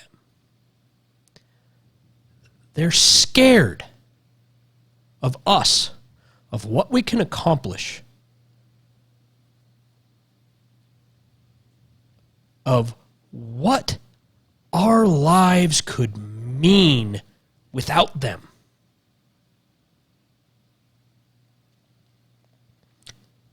Never in the history of the world has so great an opportunity been presented as was presented when the first words were penned in the Revolution.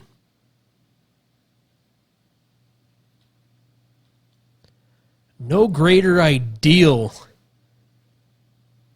has been given to us than the ideal of all men created equal. But because before this experiment, before this idea, that idea was squashed and it was run out of town with pitchforks and fire every time somebody wanted to believe. Because the idea that we're all equal means that the dude in the White House doesn't mean anything. It means that the Queen of England doesn't mean anything. It means that the President of Russia doesn't mean anything. It means that the holy ruler of North Korea doesn't mean anything. That the most benevolent Winnie Jinping, he's not special. He's another guy. He's another person. We're all created equal. Think about that for a second the next time you feel that America is racist. The next time that you think that for whatever reason that this country isn't great, just remember, we stated that all men, and when we say men, means the race of man, humankind, they're all created equal. Not all created the same. We're not all created equitable. We're all created equal. Which means that there is no person in this world that is better than you. I don't care how much faster than you they are. I don't care how much smarter than you they are. They're not better than you. And that's an important ideal, because when you grasp that, when you truly take that to your heart and realize it as an eternal truth, the door's open and the dream's there. And you just need to go get it. And that is what America is really about. And it's that ideal that is being smothered in the darkness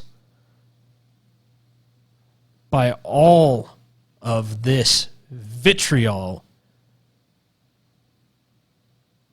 because they hate what they can't control.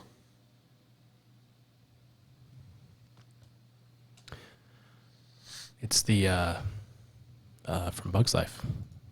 If one ant stands up to us, then they all might stand up to us, and that will ruin our way of life. How much different would Biden and the administration be? Would Biden even be president if the people actually questioned where all his money was coming from, where all of his connections were coming from for his son? If they'd known. Yeah, if they knew. If the media hadn't buried it. Yeah. If they hadn't decided that the American people didn't need to know that. And we kind of have an idea of that because polls were done after the fact, and a lot of Biden voters said, oh, we wouldn't have voted that way if we knew he had those connections. Mm-hmm. Huh. But yeah, you need to stand up.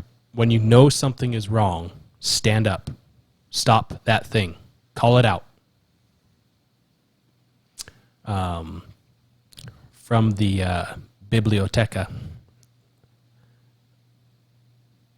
Watch ye stand fast in the faith.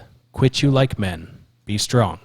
Let all your things be done with charity. I beseech you, brethren, that ye submit yourselves unto such, and to everyone that helpeth with us and laboreth. Quit you like men. Don't cower. Oh, I don't want to. I don't. No. If you know it's wrong, hold the line. Look at this baker in, was it Colorado? Going to court again? Going to court again because his faith says, I don't want to get involved with this transgender stuff, with this gay wedding stuff. I'll still make you cupcakes and stuff. You can buy any of these cakes and cupcakes to consume. But for your wedding, for your coming out transgender party, I'm not participating in that by creating a cake specifically for you. Here's some bakers that will probably do that, though. I'm taking you to court. What was his response? No. He's still saying no. He's most likely going to lose his business because all of his money is being funneled into court garbage. Mm-hmm. But he's a man of principle. He found the hill. Yeah, his character is more important to him than his social status. His merit is more important to him than his social status. He fears God more than he fears man. And that's where all of us need to be. I don't believe in God. Okay. But don't make man your idol that you have to kowtow to. Don't make government your idol. Government is not. When government power. Fears the people, there is freedom. When people fear the government, there is tyranny. Well, if I say this, I might get in trouble. You should probably say it then. Yeah. Because if you don't, yeah, the next person will. And they'll be remembered, and you won't. Yeah. The Tiananmen Square thing from, was it the 80s, 70s? 70s. Everyone remembers the guy that stood up. Nobody remembers everybody that knelt. Nope. And just let it happen. China is a very populous place, and there were a lot of people at Tiananmen Square, and they just let it happen. Mm-hmm. But one guy said, no. We don't know who he is, and we never will. But we know he stood. And we remember him. Even though China has tried to erase it. Multiple times. We remember people like George Washington, Thomas Jefferson, Martin Luther King, all these guys, because they dare stand when the odds were against them. When the popular opinion was to sit and just let it happen. We'll either hang together or we shall surely hang by ourselves. Yep. To paraphrase. They stood. And all of it started, all of the revolution stuff with the United States started because of a couple of sermons that were heard. Give me liberty, give me death. That was a sermon. It wasn't a speech, it was a sermon at a church. Washington and Jefferson were in attendance. They thought, you know what? This pastor guy's right. And they went and joined the cause. Quit you like men. Don't be cowards. If you go and look at a bunch of photos from Martin Luther King rallies, marches, you'll see people wearing signs. I am a man. That's all they wanted. They wanted to be treated like a man. Like a person. White people only see themselves and others as people. Okay. Is that's bad to see everyone the same? Yeah. You need to recognize that we're different. Why? But we do recognize that you're different. You're much better at basketball than I am. See, the conservative... Guaranteed. The conservative is concerned about the individual. Mm-hmm. Because the individual is unique and worth preserving. The progressive is concerned about the whole. Because the whole has to fit a certain way in order for society to work. The conservative says all these things that make us different is what makes society works. And the more that people get to be themselves, as long as it's wholesome, the more society thrives. But you can't have that. If you have people thinking for themselves, then you'll have people standing up for themselves. If you have people standing up for themselves, other people will stand up for them as well and with them, because they recognize that silence in the face of evil is itself evil. Not to speak is to speak, not to act is to act. God will not hold us blameless. You cannot have individuality and uniformity in the same space. No. Even in the military, they have all their things that make them all look the same and all that stuff. They still have individual roles because they excel at those individual roles to whatever degree. They still have their own names on the uniforms to recognize their individual selves. Because even in a place like the military where they have to be unified to get the job done, they're recognized as individuals. You have your rifleman, you have your machine gunner, you have your communications guy, you have your special weapons guy. You have all these things. No two people do the job the same. No. But they all work together to get the job done. Mm-hmm. E pluribus unum. From many, one. There's a reason that's on our coins and other places in government institutions. We are many individuals with one goal. That goal is to be our best selves. To be a beacon on the hill for the rest of the world to follow. That is the United States. All of these individuals coming together to make things better. A more perfect union. And it's worked so far for over 200 years. Longest time ever. How in well history. it's worked. How far we've come. And now you want to throw it all aside because it doesn't work. You want to throw it all aside because we stopped talking about racism. Yeah. You stop being overly obsessed with race. Well, yeah, we killed each other over it and decided that was probably far enough.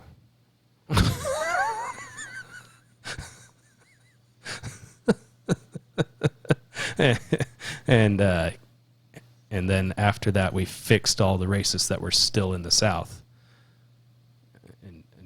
and decided, okay, now everyone has the same stuff. We good? Yeah, we're good.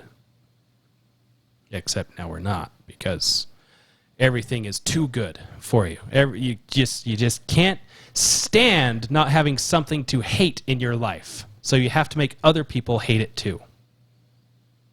Look at all these people that they don't recognize that this thing is going on. Yeah, that's a good thing. That's good. Yeah, but it's just so terrible to think about. Stop thinking about it. What a concept.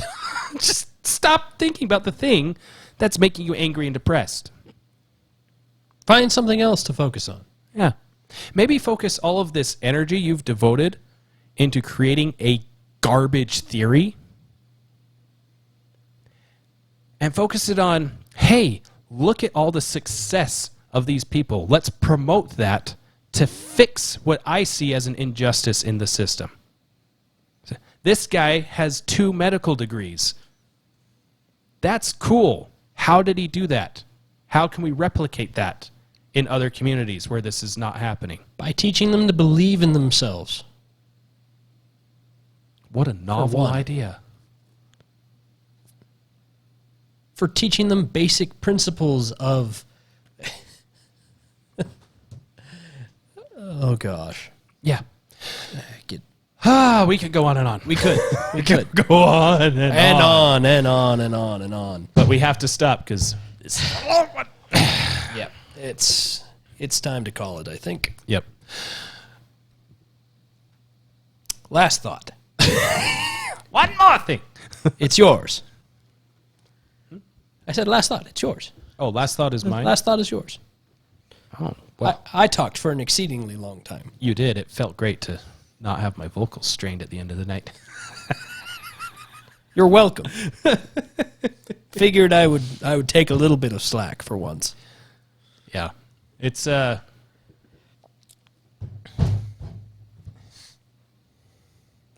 keep thinking of this. Purple Heart, right? Mm-hmm. In the military, you get a Purple Heart if you were wounded in combat.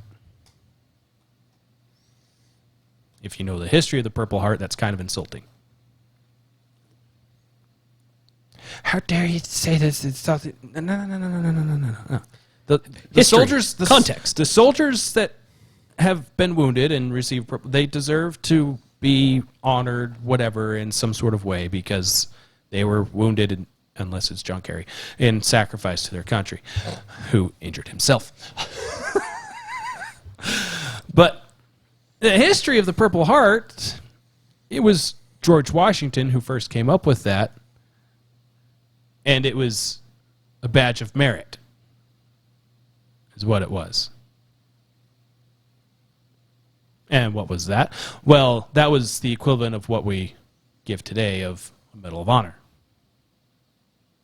It was the highest honor you could receive from George Washington, the commander-in-chief of the Revolutionary Army.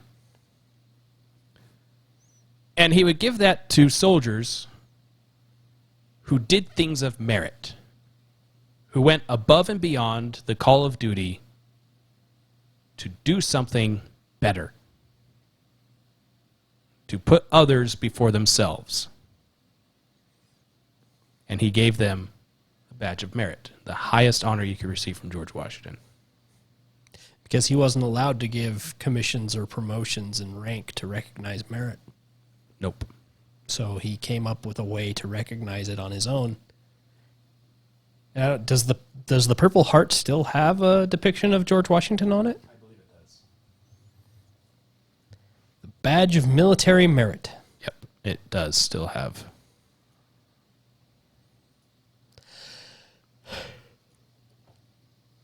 There you go. For the viewers eventually. Yeah, it's got Washington on there. Yeah, it used to be a badge of merit. If you saw a colonial soldier with a purple badge, you knew that that soldier was one you wanted to stick around because you knew he had your back. You knew that he was going to do the greater good in all cases. Because Washington did not give these out frivolously. He gave out very few of them because you really had to show that you cared more about your countrymen than you did about your own self-interest.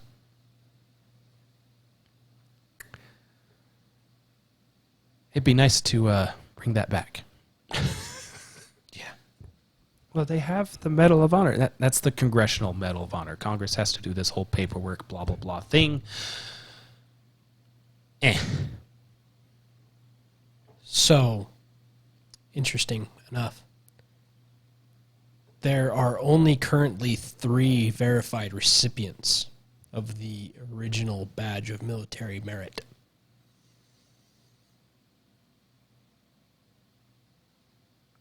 Yeah. That's how important that was. Yeah, these were men that arguably, I think this is the original badge right here. Yeah, cloth badge. Yeah, that's the original badge right there. It was a black heart with purple lettering and purple stitching. It says merit and some sort of vine type thing going around it. That's what they got.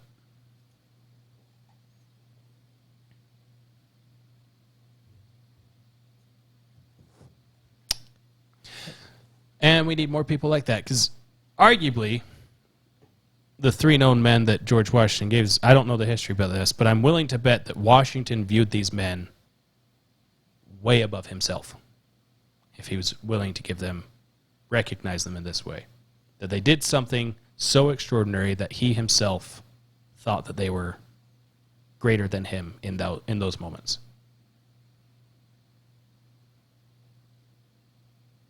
Does that make sense? Yeah. Yeah.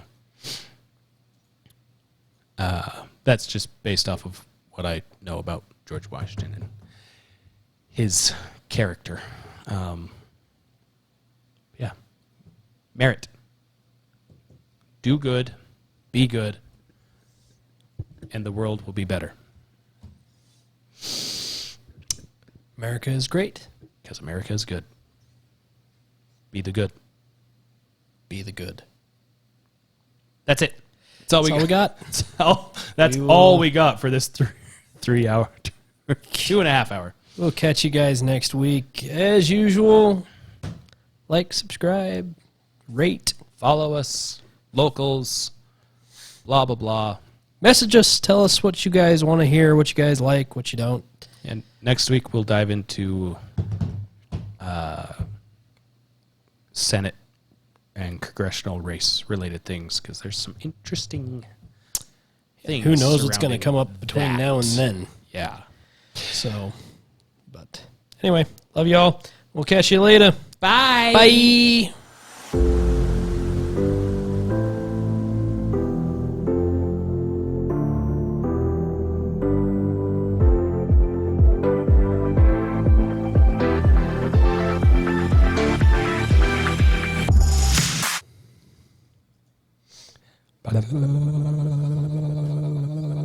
Lost it? No, she was just.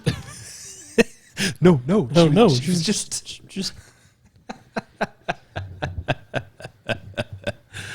Yeah.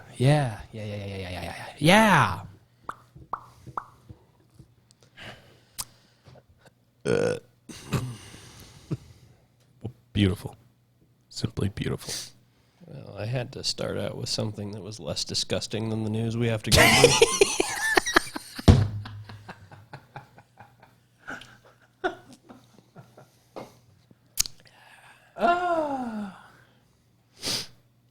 Well, I'm ready.